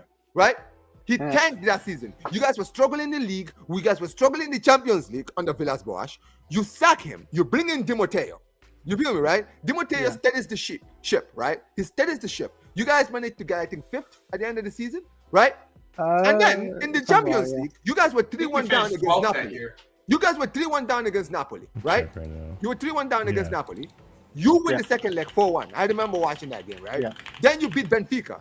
And then then you got to play us. This is when we were the champions, right? Under Pep's last season, bro. We were coming, we were like, yo, we were the best. Like, this is, remember, you gotta remember also, Marshall and Joey, right? This is when we had a prime Messi who put 91 goals that season, right? You guys were playing a Barca team where they were literally at the peak of their powers. And you guys were struggling that season. And we played you in the Champions League. We lost the first game 1-0. We're like, shit. How do we lose to this team, bro? We're just sitting there pissed. I'm like, don't worry, man. Listen. Second leg, we got this, man. We're gonna win. We finished 6th that season, by the way. Yeah. I always remember. I think it's I went to the Boyle. second leg at the Camp Nou, and I was like, you know what? We were the better team at Stamford Bridge in the first leg, where we lost 1-0. Right? We were so much better, and we didn't win. And we're just sitting there like, hey, it doesn't matter. Second leg, 1-0, we'll be fine. Yeah, dude, we went 2-0 up, and everything was looking comfortable. We were dominating you guys. And then you guys just had one chance with Ramirez, and then you scored. And then that moment, I was like, "Oh my!" It was even down to 10 men. They have the away goal. No, this was before you got down to. Oh no! Yeah, wrong game. This is before you were down to 10. Yeah, that's the game. Ramirez. Yeah, my bad. Ramirez, bro. Scored a chip. He chipped Valdez. Yeah. I'm like, the fuck is this? You guys created nothing, and then you just scored. And in the second leg, and in the second half, Terry gets sent off. We got a penalty with Messi, who doesn't miss penalties at the time. This was like this, and this is the funny thing about that penalty. He sees a helmet. Joey, You know what's crazy about Unless that penalty, Messi right? sees That a penalty helmet, haunted he Messi. doesn't miss penalties. But once Many he people sees don't the know this, but helmet, he missed the that penalty. penalty That's miss, what Joey, happened. against you, that in 2012. You know that penalty miss that actually haunted Messi. Messi never recovered from that. He even he even said it, right? He said the reason, he said that penalty from that moment on, he was never confident taking pens after that. That's why he missed a lot of pens. You feel me, right? Because he felt like he let the team down in that game when he missed that pen because he didn't miss pens at the time. You feel me, right? And then he missed and then hit the crossbar. And we were absolutely peppering you. You guys were packing the bus. Dude, I was an emotional wreck. I was so pissed. And then Torres scored that dagger in the end. And dude, Marshall, do you remember where you were during those games? Like I remember where I was. I was in I my actually dad. remember where I was during the Napoli 4-1. I remember where I was for the Barcelona the second 2-2. leg against Barcelona. 2-2, yeah. I remember where I was for the final. Like I remember at every game that we played, I actually remember exactly where I was. Like I think where I was getting ready to Like, graduate. To be it- honest, You know what's I funny? think. actually mad weird. Joey, right? You know It's what's like funny, those Joey, right? those memories of those games specifically are more of like how I celebrated those goals, Mhm. like in front of the people that I celebrated them in front of. Because I got some Joey, Oh, so you let having me- your second the kid now. Napoli game. My ex-girlfriend's kid. mother is from Napoli, like from Napoli. I'm sitting there Mm. like pumping the air because we won the game in front of her, like Hey, yo. straight up. This is in front of my ex-girlfriend's mom. The Barcelona game. My best friend and his dad back home in New York. They both are Barcelona fans, and I was inside their house after Torres scored their goal. I was running around their house, like around their kitchen. I was running around their house. They opened the door, and I ran outside. Joey, you know how I just said my dad was a Chelsea fan? You gotta understand, in my household, I have an uncle. My uncle is a Chelsea fan, and my dad is a Chelsea fan. So you What can went wrong with you then? I was What went wrong with I you? was sitting become a alongside Barcelona them I was when gonna we say, lost that game. what happened is Yeah, what you guys Did you get understand, right? dropped? When, Like, when what we lost happened, that bro? game, Marshall, right? When we lost that game, Marshall, right? It Yeah. just started. My memories just started jarring. I was like, dude, 09, 2007, 2006. Dude, I've watched us play Chelsea so many years. I've never seen us actually beat Chelsea convincingly ever in my life. What is wrong with this team? Why do we struggle with this team every single? Dude, I was so angry. I remember I was sitting with my dad. I was fuming. I remember crashing out later on because at the time, right, when we could lost the game, I was calm. And then I just Yeah, they had to started cheat. losing my mind. I That was goal like, wasn't a bro, goal, man. fuck That's a this ghost. team. Fuck Chelsea. I hope this club gets really. Yo, I was losing my mind. My dad that day, right? Oh, He don't was worry. having We're the time gonna of get his your life watching me history. You're crash out. gonna I was have like, another fuck year, this club, another man. year Why with do we dealing always with struggle us, against bro. this Another guy? I'm year. Why I'm is actually it excited always for that Chelsea? game. Because we just beat Come to Manchester the United bridge. the season before. Welcome, coming to the bridge. We're gonna give you a warm Joey, welcome bro, as I we always fucking do hate from the this bridge. club you guys support, bro. Dude, because you know what it is, right? You gotta remember, this is prime Barca. We were battering Oh, everybody. don't forget, I don't bro. know why I you hate couldn't you beat guys. Chelsea. Listen. Prime, we couldn't beat Chelsea. Bro, my dad's a Madrid fan, my G. Like I've been born to hate you. I've been born to hate you. I've always hated you. I've always hated everything about Barcelona. Other than the Kobe kits that you guys just put out, I hate everything about you. Like everything about you. I love the Kobe kits. I hate everything else about Barcelona. Oh, my son, he hit the Kobe shirt now. I love the Kobe kits though. The Kobe kits are cold. I'm not. Yeah. I can't stay here and lie about that shit. That shit's cold. Like Kobe's my guy. I'm wearing a Kobe. I actually got the Kobe shirt. See? Them Kobe kits are cold as fuck. But I hate everything else about you guys. The good news, Joey, Barcelona from back then compared to now was like night and day, man. They're basically like the Crystal Palace of fucking Spain now. So they'll be good. I mean, they are building a good team. They Joey, got Joey, this Rafinha, is they the one got you're talking Yamal, about, right? they got Dream Lopez, The purple and Pedri. Oh, the purple one? Okay. Yeah. Yeah, you know, I'm gonna get that one too. Because this is the the Kobe other one. right here. This is like the away one, right? The away Kobe one. So I'm trying to get the home one and the other one. I just hate that you guys have that logo. That's like one of my favorite basketball players ever. But outside of that, I hate Of course, man. One of my favorite players ever. I hate your guys. And you know they're trying to rebuild it. Like I see that you guys are trying to rebuild those times, especially with Flick and the Yamal and Pedri and all that.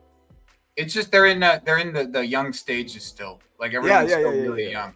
Like that's why I feel like I can't wait for us to get to the one-to-one rule so that we can actually go out and actually buy players. Because I feel like when we can actually go and actually like get the players that we need, I feel like we'll be back because we're very close, right? We have a very good team. I feel like there's just a few areas we just need to, sign some better players at, right? And I think that the club will be ready. You feel me, right? But listen, man, I'm not gonna lie. That's how we feel. Because literally. Exactly how we feel. At some point, yeah. The thing is, Joey, it's been so many years, man. Like, I feel like both of our clubs, we kind of like just been, we kind of been separated. I know we played each other in 2018. Yeah, right? wait, But for years we've just been separated. People have kind of like forgotten. Omar. Yeah. But the Prior lack to of last competition year- the lack of competition in your league allows you to consistently still make Champions League over a consistent, I don't know, year to year. Yeah. I was Our just about league to is- say. Yeah. I mean, You to be were fair, in to be fair. you were in UCL the season before last season, right? Yes, we were. They dropped Okay. the last time they allowed drops from UCL to We to dropped. Europa. Yeah, we They dropped. dropped like, to Europa. After Messi left, Ooh. first 2 seasons after Messi left, we dropped the Europa League. No, we Yeah. were in the group Yikes. stages. We got knocked out. Messi was But carrying. your mom was Damn. too young to play. That was all Yeah. it was. And then and then guess what? Yeah, exactly. Mo When was you now too broke young into the to play scene, football for we started actually playing. I think the season we actually qualified for our group. I don't think you guys were in the Champions League that season. So you guys It's were We not. been were in the UCL 2 last years season, so since we've been in the Champions last League. 2 years, yeah. We weren't years, there 2 for years. Poch and we weren't there last season. Bro, Yeah, clearly UCL missed us. we win the Nah, bro, Champions listen, I'm League. not We gonna went lie. for, You know we went for what's 3 funny? years You know what's without funny, the Champions Marshall? League. We came back and Barcelona still didn't win the Champions League. You know what's funny, Marshall, right? You're such a friend for that one. I mean, to be fair, I'll say this about Barca, bro. We were never before last season. We were never in position to win the Champions League at any point. Let's be real, right? We didn't have a good team to compete with like the Madrids and the Bayern. I think even last year you guys had an easy run into the Yeah, that's what I'm saying. And that's why I said until last season. Until last season, I never was looking at the team thinking, okay, this team is ready to win the Champions League. I feel like now it's like the first I time. actually think you This will is get up actually there the this first time season. in years I can actually say, yo, we actually have realistically a chance of winning the Champions League in a long time. Because we have now had a good team to compete for the Champions League. Let's be real. No, until now. Until like now. I can't wait to play you guys, bro. I've been Bro, wanting I'm this telling game. you, I've been I can't wanting wait this either, game Joey. against Joey, I Barcelona played for this game. all year. Joey, I played for this game. I literally, the day before we did the Champions League stream, right, for the reaction, I was saying, yo, I want to play Chelsea. I've missed this game. I don't know, man. Even though I don't like Chelsea, there's something I about understand Chelsea that. Barca. It's like European heritage now. For me, It's like a game that personally- everyone I likes to wanted watch. both you and PSG. That's how bad. Like I Yeah, wanted all the yeah, smoke. I agree. I wanted all the smoke. I really I and feel maybe like all of it. maybe Joey Look, agrees with me on that's this one because what part we of the want. reason for me is that okay, listen, everyone's saying, "Oh, PSG didn't turn up. Oh, PSG didn't care." Or it's all cap, right? All right, fine. Let's put you in an environment you are gonna care. UCL. Let's see what this I team mean, is they actually made definitely out cared. of. Look how they reacted at the end of the game. Oh, they definitely cared, bro. Yeah, Like, and they we know, definitely, They us were- they Chelsea wanted, fans know but- they care. they definitely Like, cared, just look bro. at the end of the game. They see you. All you have to do is look at how they acted at the end of the game. That's all. Like he's saying. I'm sorry, I didn't give your name there. My apologies. No, it's Like, Chris. It's Chris. I'm not gonna lie. Chris. Yeah, I know. I knew the voice. I just didn't remember the name. No, yeah, it's fine. But yeah, so just like Chris is saying, like, bro, we want these teams again. We want to play our mid. We believe our midfield is the best in the world. So Right. we can Well, prove that the best against midfields these in the world. I teams. got you. And against these teams, we can prove it. Okay, that's my opinion. Against these agree. teams, against Barcelona and PSG, these are the teams that we can prove it. And I won't back down from that. We have the best midfield in the world. I won't back down from that. No, I don't disagree. I think will- we I do. will- agree. will not Your back midfield down is- from it. Okay, so your midfield is Enzo, Caicedo, and Cole Palmer. Yeah. I mean, just Basically, yeah. rotationally, just if you're talking about all And the the pieces depth. that we truly have, Your in the best midfield. midfield, basically. I'm just mentioning. If we're just talking about, because there's games that Cole might play on the right, there's games that Lavio might play if he's ever going to be healthy again. Andre Santos is another great rotational piece. If you're talking about the total of our midfield, Oh, speaking I of, where's don't Brazil think that playing? there's a one. There's not one that's better, bro. I think honestly, Joey, I think that you guys definitely do have top 3 best midfields in the world. I'm genuinely trying to think. And it's of not 2 or 3. If I'm gonna be Brazil real, play tomorrow. top three. That's why I said top three because It's not to 2 be or honest 3, with you, bro. I'm trying to think of like the best midfielders. It's either in the you world or right now. us, bro. That's really what it is. Yeah, It's either you PSG. Yeah, there you go. PSG. Nah, I mean, not listen, I would- PSG's. the thing with the I thing think with PSG it's Barca got is- y'all, yeah, but they didn't touch. They couldn't touch. Put a finger on us. This is the thing, Yeah. right? I would say us, but this is the thing. I can't even say that with too much confidence because Pedri is good. De Jong is okay, right? Yeah, he's definitely improved last season. He improved a lot, right? I think the last season we actually had. Oh yeah, De Jong has improved a lot. That's a good He's point. moving improved a lot, right? Danny Olmo's injury issues is his problem, but I feel like if we had like a fit Danny Olmo, we could have a conversation or actually have one of the best midfielders, like balance wise. Because where you guys have Palmer, we have Olmo there, right? And you guys Yeah, I have like Pedro, Olmo. Olmo's a good right? player. But don't you play Olmo's Freeman good player. Lopez? How old is he now? as How old is 10? Olmo now? I think he's 28. Olmo is like 27, 28, yeah. Yes. Yeah, he's a very good player, man. I always liked. He's a good player. He's just not fit, man. The guy can't stay fit for 2 games. I mean, we have a few of those. Yeah, there you go. But look, I think What's you know your what name, it is, though? And Barcelona this is fan? the What's thing, your name? right? What's your name, Barcelona fan? Omar. Omar. Marshall said that David Villa is overrated. Oh, you son of a bitch. Watch your mouth. Wait. Watch your mouth. Honestly, though, God, honestly, your start. That's an argument for me because he's still also one of my favorite players. As much as he went. Yeah. to No. Barcelona, he's also one of my Can I just say this? So like Joey, that before is you go. that is blasphemy. Yeah, but That's Joey, That yeah, is before blasphemy, you man. go, can I just That's just true Spain blasphemy. all-time goal scorer. Yeah, Yeah, I was Marshall. gonna say Marshall, that. I Marshall, actually, brother, put your Omar, head I in should shame, ask man. you as Put your head okay, in Marshall, shame, brother, man. let me as tell you someone this, who's right? watched Barcelona. Okay, let me tell you this. This guy, I had the honor of watching this guy play for my club. Incredible player. I don't think that Barca got the best version of Villa because I remember Villa at Valencia. No. The Villa at Valencia. Marshall, Listen, you're not listening. You're not listening. No. Villa I'm just at saying Valencia. because Dude, the Villa I saw was Shame at on you, Barcelona, Marshall. and I didn't I'm rate it telling that you. highly. No. See, The don't streets get will me wrong. never Barca, he was forget good, but I think we only had like one. Valencia, I David Villa. Yeah, I think we had like a season and a half, and he like broke his leg he broke his leg, and that was it, right? But Yeah.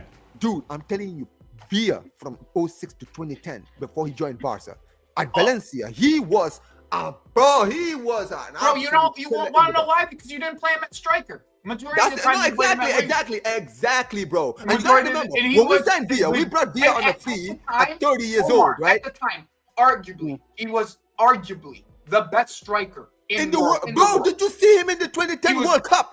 He Arguably Yeah, literally Marshall. scored Shame on you, 95%. He Shame scored on you, 95% of Spain's goals in that World Cup. Even 95. during the Drogba era, this is during the Drogba era. He was arguably one of the best strikers Dude, in the world. in that time, remember, Joey, from 2000 Bro, to 2010, right? Spain still didn't Spain- replace him. That tells you something. When you looked at the Golden Boot challenge in La Liga, it was Villa, Eto'o, and Van Nistelrooy. Mhm. Villa was always in the conversation. And remember, let me remind you, Marshall, he played for Valencia. By 2006, Yeah. Valencia were not challenging for leagues. They were just they were like But they had some of the best They were creators lucky in right now. football still, though. You feel me, Some of right? the best creators we know in football came from that Valencia team. Oh yeah, So can I give Pablo context? Aymar, David Villa, of course. Yeah, Juan Aymar. Mata, Juan Mata as well. Dude, Jesus Navas at Oh, the shit, yeah. fullback position. Like, incredible. So like- can I give context though? Go Because ahead. obviously it sounds really bad when Kai says it, but there's context to it. You deserve it. Okay, Marshall.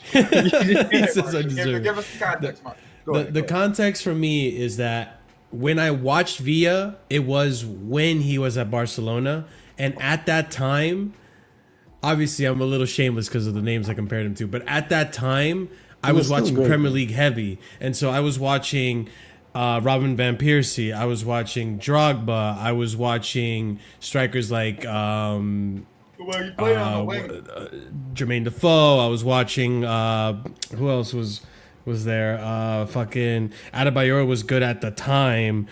So I was just Wayne Rooney, Carlos Tevez. So like when I was watching these guys play, and then I saw Villa, I was like, and what happened was people were saying that he's a Barcelona legend. I was like, I don't know if I would consider him a legend He's a compared Spain to legend. those people. That's I mean, why, look, like, he's not a legend like Eto'o, Yeah. but here's the thing with Villa, right? Villa came on a free in 2010 at the age of 29. damn. I didn't even Won know us that. our league, won us a league and a Champions League, scored in the final. right? And this is the thing. He was a reliable player because here's the thing. He didn't have an ego. He didn't come to Barca and say, all right, I'm a number 9. I played for number 9 for Valencia. I play for number 9 for Spain. I want to be the number 9 at Barca, right? He was happy to be moved anywhere. And this is the thing. Even though he was being moved around, he still put goals. He was still scoring goals at a consistent level. You understand what I mean, right? And that is for me what makes him such an amazing striker. Because dude, the guy was not even playing as a striker. The Pepisms. He does weird things with. Yeah, exactly. Facts. There was a point during that time frame when Messi was going for the 90 goals or whatever it was. 91 goals. Yeah. Yep. But there's a point where he puts Messi up top so he can compete with Ronaldo in goals. Like there was a point. And also, not to mention Joey. Don't forget. People forget this. This guy went to Atleti and won the league. Mm-hmm. He went to Atletico Madrid after Barcelona and won the league over there and actually scored a lot of goals over there as well. So what you guys praise Luis Suarez for, that's David Villa did it first. Bro, he had over 300 David Villa did it first. It's the same he had thing. over 300 career goals, man. That's not something small. And look, and most of those goals are for Valencia. Football player, and most of those goals are for Valencia. And also let me remind you this, Marshall, right? He was playing for Valencia, so you didn't get to really see him at the biggest of stages, right? The only time you saw it was when he was at Barca. The only time you saw it before he went to Barca was when he played for Spain in the Euros and the World Cup. Every single tournament, for the two out of the 3 tournaments they won, Villa was literally star of the team. Front line, scoring the most goals for the team. In 2010, bro, they won every game 1-0. Think about it, bro. In the group stage. Marshall, this is not an argument. This is the argument you're going to lose every single time. Spain all-time goal scorer. When Kai said that about Spain, I was like, okay, when you put it that way, it does make sense. Dude, for Spain, he scored in their first game where they won against Honduras. He scored in the third game. He scored in the fourth game against Portugal, the only goal. He scored in the quarterfinals, the only goal against Paraguay. I took it personally, Marshall. He didn't score again, but dude, that is my point. He was always the most, like Torres had moments where he wasn't showing up for Spain, right? The players like that, right? And Villa was one of those players who always turned up. I even remember in 2014, they didn't even play him in 2014 when they got eliminated in the group stages. First 2 games, he didn't get played. They played him in the third game against Australia. He came in and scored. And you're just sitting there like, dude, this guy didn't play 2 games, and you start him in this game, and he does more than the guy you brought in, Diego Costa. Marshall, you just don't like the goatee, bro. That's okay, man. It's not for everyone. No, it's just like, to be fair, I just didn't watch enough of Villa. Mostly because at the time, it was a different time. You had like Fox Sports, here in the States, you had Fox Sports where you'd watch only Premier League, and you would have to get like Gold TV or whatever to watch La Liga. So I didn't watch that much La Liga. I was born on the black box, my friend. Illegal black box Arabic shit, you know what I'm saying? Hey, listen, I can do this. You got it. My parents need to get them Arabic shit. Just don't say that in Spain and you'll be alright, man. Never say that in Spain, bro. No, that guy is loved. Every football because when you said that, Spain, I even said that about Fernando Torres too, to an extent. I was like, I don't think Fernando. Yeah, but Fernando Torres can't touch David Villa, man. Career-wise, career goals. That guy was something else. Yeah, not for Spain, especially. Spain still didn't replace him after all these years. No, they did. But Spain have never had a striker like Villa ever. That level, yeah. Still, to this day, they have never replaced him. Yeah, they've had good strikers. Who would you say the closest striker to David is for Spain anyway, after that? There is no striker closest to I know there's no one really. Dude, I'm not gonna lie to you, man. No striker. Joey. Closest style to David Villa is Kun Aguero. That's the closest style. Yes, thank you. That's a good one. And you know what's funny about Villa, right? Villa, people really don't give this guy enough credit. I feel for Spain. He doesn't, bro. They give Iniesta, Xavi, they give the Madrid and Barca prime players, right? A lot of the credit, right? But dude, Villa's performances in some of these tournaments, not just the World Cup, even in the Euros that they won in 2008, he was cooking in that tournament, bro. Right? I'm sorry, bro. Even guys like Raul never turned up for Spain like the way that Villa did. The way Villa did perform for Spain, no one was performing like that at the time. I'm telling you right now, man. If you remember that team back in that Valencia team, man. Them cup runs that if you ever got to watch the cup runs in those Valencia teams had, because they did win a couple cups during that time. and you watch them against in the Super Cup against. I watched them against. I think it was against Madrid. Right. And bro, you could see that this Valencia team played better football than Madrid did. You could see it with your own eyes. All you have to do is watch. You could see they just played better football. Madrid had all the names, and Valencia had all the Spanish players. Yes, they But did. Yes, they did. even when David that Villa. argument was brought up, though, I even admitted, and Chris, you can vouch, I admitted, even if I don't rate David I'm Villa pretty as a sure legend, Capdevila was if, on that team too. if Villa, David yeah, Villa well, came yeah. to football now, he'd be one of the best. In the Oh, game. easy. Easily. Easy, no doubt about it. He would be Kun Aguero. We would have another Kun Aguero in the world. I'm telling you, man. That's what it is. Like He was- Kun, what Just the what quality Aguero of strikers were so different back then. What Aguero did, what Sergio Aguero did during the time, David Villa could replicate that for pretty much any top team. You know what put it him is, in Marshall? any Also, top what team, is he important, right? Joey, also, right? You gotta understand this. I wanted this guy at Chelsea for in so Villa's long. prime. In Villa's prime, dude, that was the prime for strikers at the time. There were The best strikers in the world So were many around, good bro. strikers at the time. Yeah. You could just get lost, like And the names, in and the just stuff- all the in names stuff you with, knew. like, because he didn't play for Barca or Madrid. Mhm. You could never see Villa. But people that watch in La Liga When he knew played for Villa Barcelona, was it up there wasn't with the the striker best. position either. That was what it Yes. the big thing. He Yes, never played dude, striker. you had like prime Shevchenko at the time. Mm-hmm. Ibrahimovic was cooking at the time. Eto'o was cooking at the time. Drogba was cooking at the time, right? Henry was even before he went to Barca, right? Even when he went to Barca, he was cooking over there as well. You understand what I mean, right? There were so many good strikers. I feel like all the best teams in the world, even all the best teams in the world, had one world-class striker. You understand what I mean, right? Yeah, so, no, so yeah, Some when of you them had look at two. Valencia, Some of them had two. We had Yes. Drogba and Anelka at the time. So at certain times, some of And us had Kalu. two. Wayne Rooney, Tevez. Cristiano. They had all these guys of Van Nistelrooy. It's a different time, man. 4-4-2 and all that. dude, It's football five was strikers at its peak, man.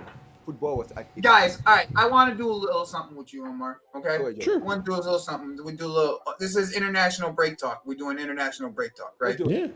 So, We aren't pull up qualified. Zito's most recent chat right here. Zito 1K. Oh, this? Oh, no, Yep. this. No, that's the first one. That one you just had. Yep. I don't think it's Aguero, but let's put a historical name to the style of football that João Pedro plays. Let's talk about that. I think it's a good exercise during international break. Can I just say this? With the style of play that we've seen from João Pedro at Chelsea currently, okay, within the 5-6 games, let's put a name to the style of play. It's not Aguero. I see a little of Firmino. I see a little. Yes, Firmino. I see a little Firmino. Firmino. Do I see? You know what I like? You know what it is? Because look at him on the ball. You know, sometimes you see strikers just take the ball and just shoot.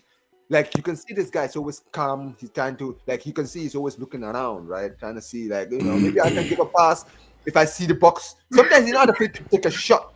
I like what he does, man. Like that's one thing I feel like. You know what's funny about this move? Funny enough, Joey, I told people that this move was actually gonna be one of the most underrated signings of the summer. Because João Pedro is one of those guys who I was like, bro, if he gets a big move, you're gonna see a different player. And this is the thing, I'm not surprised. Zito, you hit the one I was gonna say, dude. Zito took the one I was gonna say. Benzema. Yes. You know what I was thinking? That's a good one. That's Benzema is actually the one. the one. You know what? That's Benzema actually is the a one. great one because you know Benzema when he had Bale and Ronaldo, right? Yeah. And he was always like playing behind these two. And he's always got picking up that. the ball I in a little like bit that deeper about him. spaces, but he was still an aerial threat in the box. He Yes. always was like the connection that Benzema provided. Especially, remember, he reminds me of a younger version of him. Remember the Lyon version of Benzema? Ooh. Like when he moved, when he was really moving, when his ball carrying was different. Right. He wasn't lazy about he wasn't back to goal Benzema. He was I'm gonna turn on you and I'm gonna run for 15 yards and then make the pass or I'm gonna rip one. That's what it reminds me of. 24-ish, 25-ish year old Benzema. Anelka's another good name. I think it's a good fit. Are you talking like young Anelka? Yeah. Yeah. I'm thinking younger Anelka. Young Anelka. Yes. I might be washed here. I don't know why. For some reason, I'm thinking Van Persie. Just because of the technique. Because when I think of Van Persie, I think a lot about technique and striking ability, which Pedro has, and heading ability, which Pedro I think also he has. has. I think the passing ability gives like is the reason why I go for different types of strikers. But I see where you're going with it. You know, When I hear Benzema, I think like also like physicality, which Pedro has, but not like Benzema. Like I feel like Benzema would just. Yo, I'm telling you that this kid's physicality is the one thing that I actually enjoy the most from him. Because it's smart physicality, and the way that he moves people is very smart. It's not about using your physicality to be wrestling people. It's about using your physicality to get by people, and that's what he understands that to the fullest, in my opinion. Especially back to goal, like a back to goal. Like we're talking that's the type of player that I'm thinking of. Really, that's what I'm thinking. And he's a great player, man. And like movement wise, I'm thinking Benzema as well. Just like I can see that. Because he'll occupy left, he'll go pick up the ball on the left, have the ball on the left, and play with the players on the left hand side. He'll go occupy the spots on the right and help players on the right hand side. He's like that. Benzema's actually the name that comes into mind for me when I think about it. And he's a little bit taller than Benzema, if I'm not mistaken. You know, guys, can I tell you guys the truth, right? When you guys signed Jean Pedro, you know what it reminded me of? It reminded me when Liverpool bought Jota in 2020. Because if you guys remember Diogo Jota, obviously, RIP, right? But you guys remember that last season at Wolves when they were in the Europa League. Jota was on smoke. He played so well in that tournament and helped them reach, I think, the quarterfinals of the Europa League against Sevilla, where they lost. I think, right? And they were knocked out by Sevilla. Yeah, and he was like putting like 10, 12 goals at Wolves that season. And they just bought him for like 40 million. And I remember I was like, yo, people are sleeping on this deal because this is a good deal. He's gonna come in, right? He's gonna be covered in Salah and Mane. And that is literally an amazing cover to bring in. Right, if you wanna switch them, and you saw when he came in, he was scoring goals instantly. Oh yeah, even more Benzema in my opinion. Right, so for me, yeah. When I look at Joao Pedro, right? Joao Pedro was always that player at Brighton, who, dude, you could just see he was so naturally talented, man. You feel me, right? His finishing was incredible, right? I mean, I'm not saying he was scoring lots of goals. I'm talking about his finishing itself, the finishing technique, right? His finishing was incredible. I was like, dude, if one of these top teams in England gets this guy, they're gonna be signing it. It's gonna be an underrated sign. It's gonna be a sign that's gonna go below the radar, and it's just gonna blow up in everybody's face. And that's exactly what happened. This guy came to the Club World Cup and instantly started cooking. Yep. I have this. You know this. What's weird? How did Watford not go up? They had João Pedro and Ismaili Sarr as their front line. I mean, like, how old is João Pedro when he went to Watford? Though he is quite. I mean, he was at Watford until just last year. Yeah, I remember actually. I'm pretty sure he's the guy who scored against Chelsea. It's only been 2 years ago. So how old is he now? 24? Was it 2 years ago? I thought it was like 3 years ago. So. No. I swear he's the guy who scored against. Maybe 2. Has he been at Brighton for 2? Maybe I'm wrong. He's been at Brighton 2 years at least. He was at Brighton. He's 23. He's 23. He was a kid. Yeah, he was a baby. He was still learning his way into the game. I feel like he was 20 by then. His level kind of increased. He went to another level when he went. I mean, yeah, he was still doing he went well, to Brighton in 2020. I've always liked Ismaili Sarr. I'm not gonna 24, lie. 25, and so 22. You guys think that Ismaili Sarr could become like the next, next big one coming out of Crystal Palace? I mean, here's the thing, right? Here's the thing. Let me just tell you what's gonna happen. Once Crystal Palace loses Glasner, they might have like a Brentford type window coming up soon. Where does Glasner go? I think City. City. That's my like outside guess, but it's probably going to be United. That's big shoes to fill. But I mean, I feel like that could happen. People are talking for City. I feel like a lot of people mention Areola a lot for City. That's actually a good fit for City. He said it's not bad, but I'm not gonna lie. I don't know, man. It's gonna be interesting, but by the way, guys, I wanted to ask you guys your opinion on this, right? You know, just from this is not even a Premier League or like Barcelona talk. You guys watched the MLS game between the MLS Cup game between Oh, Sounders and Inter Did you Miami. guys see, Yeah, I did you guys saw see that. did you guys see the incident? Yeah, See, this is the thing, right? Disgraceful. Look, man, I'm gonna say this now, right? I'm Suarez sick and again, tired. ole, ole. I'm just sick and tired. Yeah, of why this is shit. Busquets hitting people, son? Dude, I'm being that serious. Throw Right? punches and shit. What is this? I'm honestly, right? I've gotten to a point where I'm getting sick and tired of like this. Listen, you know what it is? Sometimes people think, oh, because you're the Barca fan, Slow ass right? punch, dude. You can't criticize like former Barca players and legends. Nah, fuck all of that. Let me tell you the truth, right? First of all, you don't have to defend everything a player does. If someone is doing something disgusting, you don't defend it. There's a reason why when Suarez and Busquets were doing their thing, Messi wasn't even getting involved. Because Messi didn't agree with it. You could see after the whole when the whole squabble happened, right?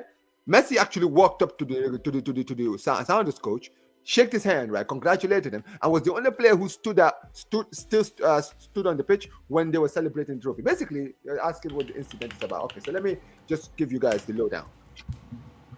Inter Miami lost the final, right? They lost against Seattle, right? And after the game, Luis Suarez, they got their ass whooped. And then Luis Suarez, like the loser that he is, the sore loser that he is, because this is how he always acts when he doesn't win, right?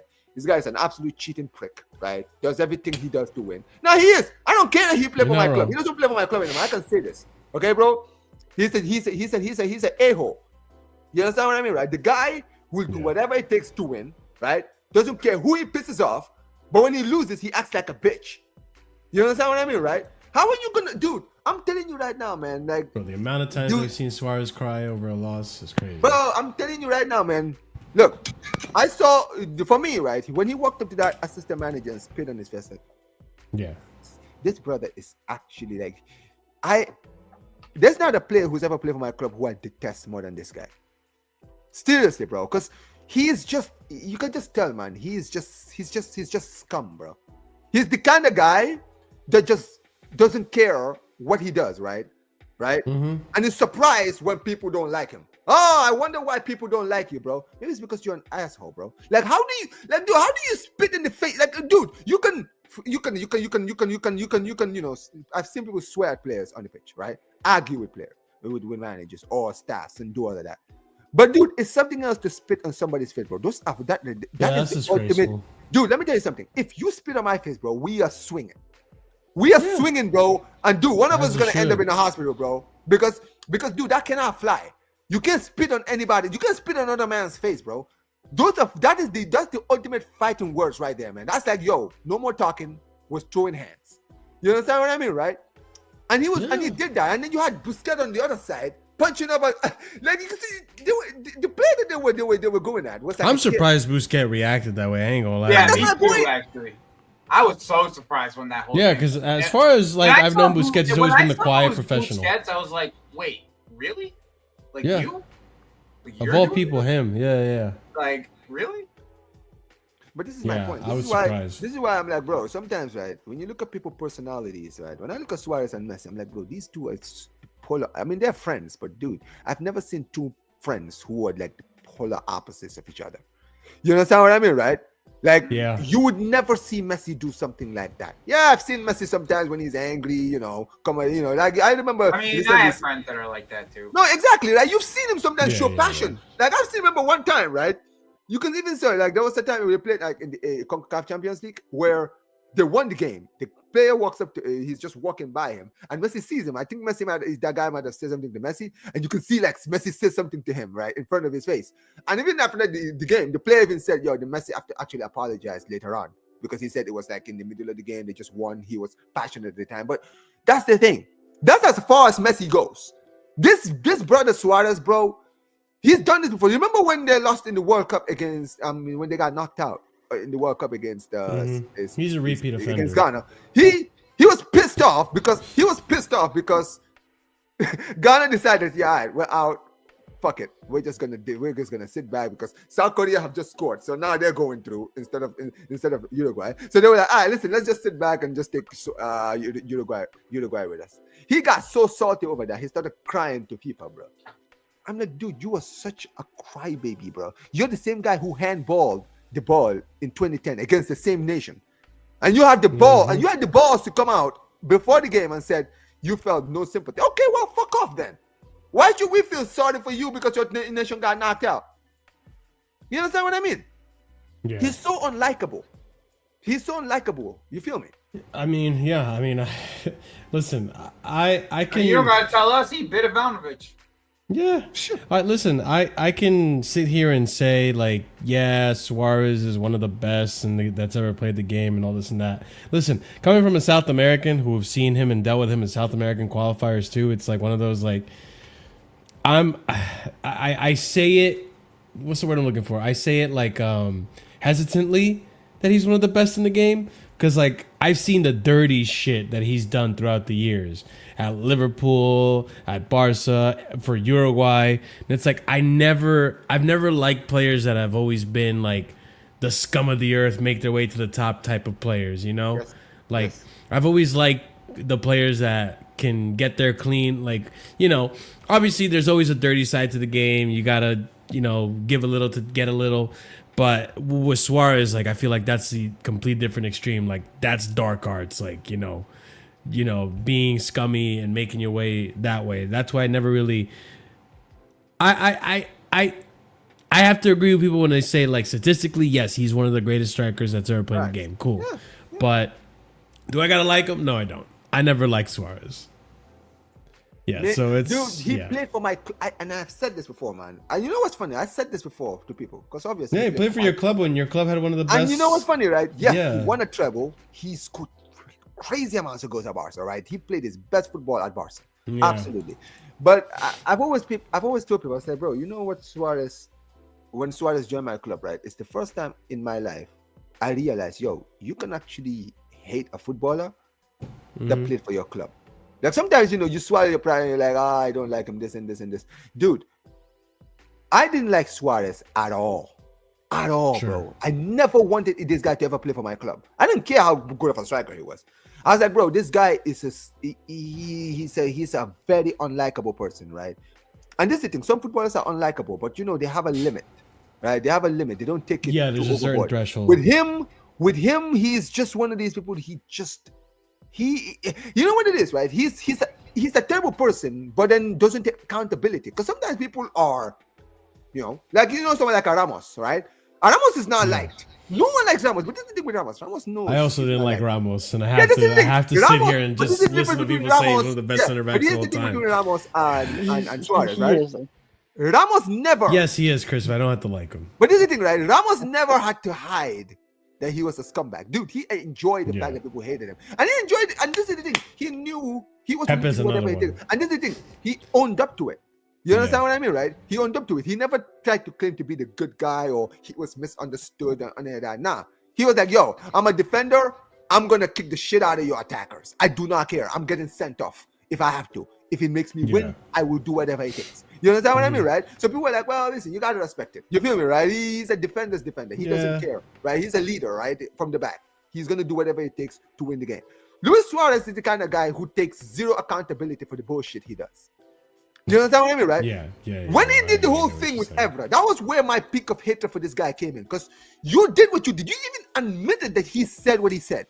He admitted that he said it. It's not like he was like, oh, the cameras didn't get, he didn't understand my words and this. No, he said it. Okay, you've admitted that you said the word, but then he didn't counter it by saying, well, you know, from my nation, this is how we speak to people. That I'm being, they're trying to paint me as this racist person which I'm not. You know, in my nation, this is how we treat. Dude, zero self-awareness. We forgot to mention the racist allegations too. That is the point, right? And that is for me where my peak of hate, because it's like, dude, oh my God, you know what you did was wrong. You just admitted you knew what you did was wrong, right? But because in your nation it's considered okay, you think that, oh, okay, well, if my nation's considered okay, then everyone should consider okay. No. You know what you did was wrong. If Luis Suarez had just taken his punishment and said, listen, it's a learning curve for me. I am sorry, right? I went overboard. Yeah, maybe not a lot of people are going to take the apology, but at least people can say, well, listen, he apologized.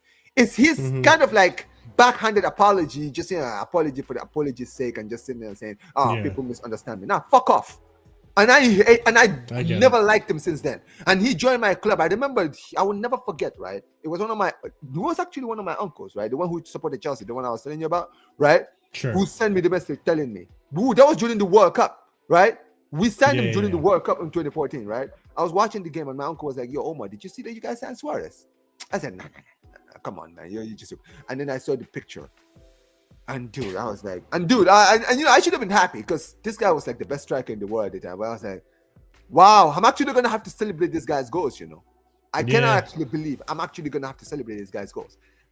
And then we won the treble, but I never liked him. He left my club. I was like, you know what, good riddance. I do not. Bitter taste. Yo, that's where I was. That's where my head for this guy was. Imagine having a bitter taste when you win the treble. Damn it! I won the treble, but I won with this guy. I was celebrating this. I never liked the guy. Dude, I never. Listen. That's gonna be like us with Chelsea. Like, fuck, man, we won the double, UCL and Premier League, but we won it with Garnacho. He won us the chance. He got us the Champions League assist, but I hated his guts the entire time. Exactly. That's the thing with me, Joey. I celebrated the trophies. I celebrated goals, but I was like, yo, he's a scumbag. He's a prick. I fucking hate him, and I'll continue to hate him until he leaves my club. When he leaves my club, I'm gonna hate him even more. Then now that he's left. And you know what's funny? When he left and he went to Aleti, and I remember the first game we played Aleti, he started diving again. I remember the crash out I had when I was watching that game. It's like, dude, all the hatred I have for Suarez just came back down. I was like, you piece of shit. You are a former Barca player doing this shit against your former club. Get out of here, man. That's crazy. What were you gonna say, Chris? It was a good one. I just realized Rafa Benitez won Europa League with him. We hated his guts, and that's actually that's a good one. That's a good one. Because this guy, man, I did not want him at the club. I forget he was a Chelsea manager. He did well for us. He did do well for us, but I just hated him. Yeah, no, a lot of people did. No, I get it. I feel like that's kind of also what happened with Poch, but Poch actually had a track record too. Like he was actually shit for Chelsea. The Benitez one was bad. I remember, bro. He got booed in his first game. Benitez was definitely bad. Yeah. But this is the thing, guys. We were open to Poch, but Benitez was like. Dude, I don't understand. No, we weren't open to that one. Okay, let me ask you guys, because I'm obviously in a group of Chelsea fans, right? But what was it about Benitez that really made him so hated? Because, dude, the guy is not like he was at like Spurs or like Arsenal. Bro, he used to talk so much shit about Chelsea. About us, yeah. Yeah. Like he would publicly come out and talk shit about Chelsea. Damn. It wasn't like he must have been really bad at things he was saying. Bro, he must have been in such a strange spot in his career for him to actually like, oh, I know I said this about Chelsea, but they are paying handsomely, so fucking let me take this job. Like, damn. It was a fucking intern. And you know what's funny? I don't think he ever did he ever apologize? Because here's the thing. It was one time, I will never forget one of these press conferences. I think it was a game where you guys won. Was it after you won the Europa League or something, right? Where he came out and he was like, oh yeah, these fans always like boo, but they should be supporting the thing. It's like, dude, you know, if you had just apologized and said, you know what, I'm sorry for the things I said in the past. Maybe some fans might not even been as bad as it was. It's not. You know what it is, Omar? It's hypocrisy. It's hypocrisy. Like, if you really felt that way about Chelsea and all that, and you wouldn't have joined the job. But because the money was there and whatever, the opportunity, Chelsea on my resume, he was like, no, I'll do it. And like, yeah, no. I didn't like Rafa Benitez. Even if I was still following football at the time, I would have hated that signing. I'm not gonna lie. But yeah, that's crazy. I swear he still blamed Chelsea fans, like him not staying at Chelsea because of us fans. But I think, but we don't care. Yeah, exactly. I wish I had the Stephen A. Smith. I could play that. But yeah. All right, boys, I'm going to wrap it up because I do have to head to band practice. Big up to you guys for joining in. I appreciate you guys coming in today. Obviously, it's international break, so things are a little slow. If you guys haven't already, smash up the like button. Smash up the like button. Be sure to subscribe to the channel if you haven't already done so. If I remember correctly, I just looked at the schedule. Let me look at... Brazilian national team. So Brazil play tomorrow. People, if you're looking for football, Brazil play tomorrow. So there's qualifiers tomorrow. Argentina, Brazil, all play tomorrow. 8:30 p.m. Eastern time. I think you're Eastern time, Joey. So yeah. No, I'm not. our national team. 8:30 p.m. Eastern time. Mm-hmm. I think they play against Kazakhstan. I'm on the West 8:30 p.m. Okay, got you. Yeah, 8:30 p.m. So that's gonna be 6:30 your time. Yeah, no, I'm sorry. 5:30. Yeah. So yeah, And that'll might be take a fun to look. watch. I might do the game Yeah. tomorrow on my channel. Because I'm João gonna do Pedro the got watch- called I'm gonna up, do watch Santos on got for called up. Who else got called up? Or I'm Esteval gonna do a got watch called on up. for Brazil tomorrow. No, I'm not gonna lie. You know what Is it is, right? Ecuador playing? Because I think Esteval's going to start. I'm almost positive. Chile, Let me Chile, check they're if playing Ecuador's Chile. playing. Chile. They're Is playing Ecuador Chile. They're playing? playing Chile. I mean, Chile are bad. Chile are Ecuador's bad. also playing Chile tomorrow are- at 7:30 p.m. against Paraguay. Yeah, Okay, I mean, so Chile are terrible. So 4:30. look, Yeah. can I just quickly say this 4:30 about the time. Brazilian team, guys? Peru playing I'm not gonna- tomorrow I feel like- against I feel like Uruguay. We Brazil- still qualify, boys. I think Brazil is slowly recovering back. I feel like this player. Ancelotti, we'll see what he does, man. No, I Because mean he like called this, up a decent amount of I'm talking about the players. squad. I'm talking about the squad. It right? was always the manager and who he was calling up. Yeah, that's important. Because 'Cause- I feel like now with João Pedro's form, I ain't even and gonna lie. Richarlison, Like by the way, Richarlison another one, right? He's in good form. as Richarlison well. got called up. Right? Casemiro Richarlison- got called up yeah, too. Richarlison and João Pedro are all doing well in the number 9, right? So Casemiro got called up. Like I'm interested to see what Casemiro? Don Carlo does. Yeah, Casemiro got called up. It's Don Carlo. He's played with him, so he knows what his game's about. So it's like, right? Yeah, Don Carlo managed Casemiro. Is he gonna play him? Is Yeah, he yeah. looking for leadership? Maybe. They don't have midfield options, bro. Like they don't have many midfield options. So we'll see what they do. That's going to be an interesting game to watch. Obviously, you got the U.S. On Saturday playing South Korea. I'll do a watch along with TJ for that one. I don't want to watch it, but TJ's not my friend, so I doing will it. watch Listen, it. Fuck that. Listen, Marshall. I'm Fuck tired, that, man. bro. Watch Marshall, Peru tomorrow, I though, am- ladies and gents. Marshall, Yo, I let am me know tired. how Malik Tillman plays. That's all I care about. Dude, Okay, I'll let you know. Bro, let me tell you something, bro. I'm sick and tired of watching the men's national team. There's not. You're not watching. You're not sick and tired of watching the U.S. men's national team. You're sick and tired of watching Poch. Yeah, bro, I'm just tired. No. Fuck all of that. I had to watch Greg before this guy. Before him was Greg Walter. You think watching Greg Walter was I know. was any Just better? when you thought you couldn't get worse, it gets worse. I told people. Yeah, it got worse. I feel bad for I Justin. told people. I didn't even mind Greg the way that I would have much rather kept Greg, bro. Nah, man. That guy was. Joey, I was telling people that, but I was gaslit. Poch, bro. Fuck out People were telling me, no, Poch raises the don't level. get it He's twisted. all Their- this. their He's board the is best bad. we can Let me be get. clear. Like, no, he's Nah, not the bro, best we we can got get. us Joey, Chelsea fans. Bro, Joey, I was telling people, Joey, I rather get, like, if you want it, I rather get someone in the MLS than go for Poch. Joey, Like, I would have gone for said this Schmelzer. with- Joey, I was talking to Steve. When Greg left, and we were linked to Poch, I literally was sitting there telling people, bro, Mm-hmm. don't do it. For God's sake, don't do it, bro. Don't bring Poch here. We don't know. At the end of the day, we don't know. Poch is not an international manager. Look at. You know, I know the funny thing. I think it's funny. We all made fun of it when Poch got the job. We were like, "Oh, there goes Pulisic's fucking hamstrings," and he's like, "Nah, we ain't letting that happen. We ain't even gonna show up for the American team. Yeah, pretty Fuck much. this. My hamstrings are gonna be good for Milan. Bro, I don't you know care. what's funny? Milan pays me. Marshall, Okay, Milan Marshall. pays me. Okay, Marshall, there's so many Exactly. good Milan managers pays in me. this My league we hamstrings could have are gonna gotten, be all right? right. We could have No even back gotten contest for me. the Seattle Fuck outta Seattle But Sounders. this is the problem, Omar, and this is the problem that plagues football fans nowadays. Yes. And I'm not talking about us on the panel. People want to go for the names. They Tired go of for that Poch shit, because man. I've heard of Poch. I know Poch. When they don't want to do the little investigating, and you can go for like someone like Brian Schmetzer, Schmelzer, that's his name. But he's doing really good Why in the didn't we MLS. just- Jesse Marsch, Wilfred bro. Nancy. Jesse Why Marsh, didn't you just we get slept Jesse on Marsch? Jesse Marsh, and he Jesse went Marsch to is an Canada. You Jesse let Marsch is Jesse the Marsch best- go to listen, Canada. Jesse Marsch bro. right now is the best American manager, right? We've just Yes. seen what he's doing in Canada. Yeah, He's that's what I'm American. saying.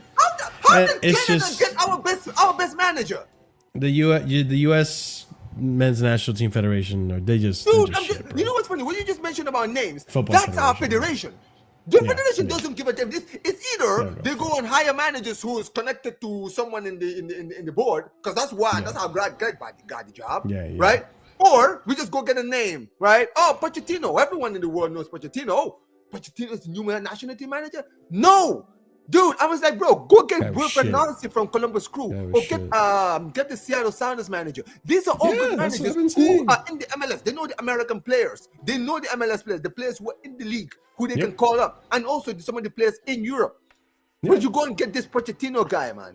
And this football is just absolutely terrible, Yeah, man. it's We're horrible. getting There's no battered. football there. We were getting no bad football Mark there. will teams go like to his Turkey. band practice. Yeah, I have to go to band practice. But yeah, there's no football there. There's no football. Listen, this is what happens when you bring up U.S. men's national team. It just triggers people. We should I get do it, that. man. I've been there. But yeah, guys. No, Omar. Stay after though, because I want to get your information so we can I can get you on my channel before. Oh, yeah. Word. Yeah, you guys link up as well. Obviously, Joey's doing content on his channel. Ahmed might be doing content on his channel. RSM's doing Ecuador watch I'll be alongs. sending my people to you. Yeah, actually, you're probably gonna be doing a watch along with RSM, right? Tomorrow. Probably. Ecuador? Tomorrow, if RSM's gonna go, if Caicedo's playing tomorrow, RSM's going live.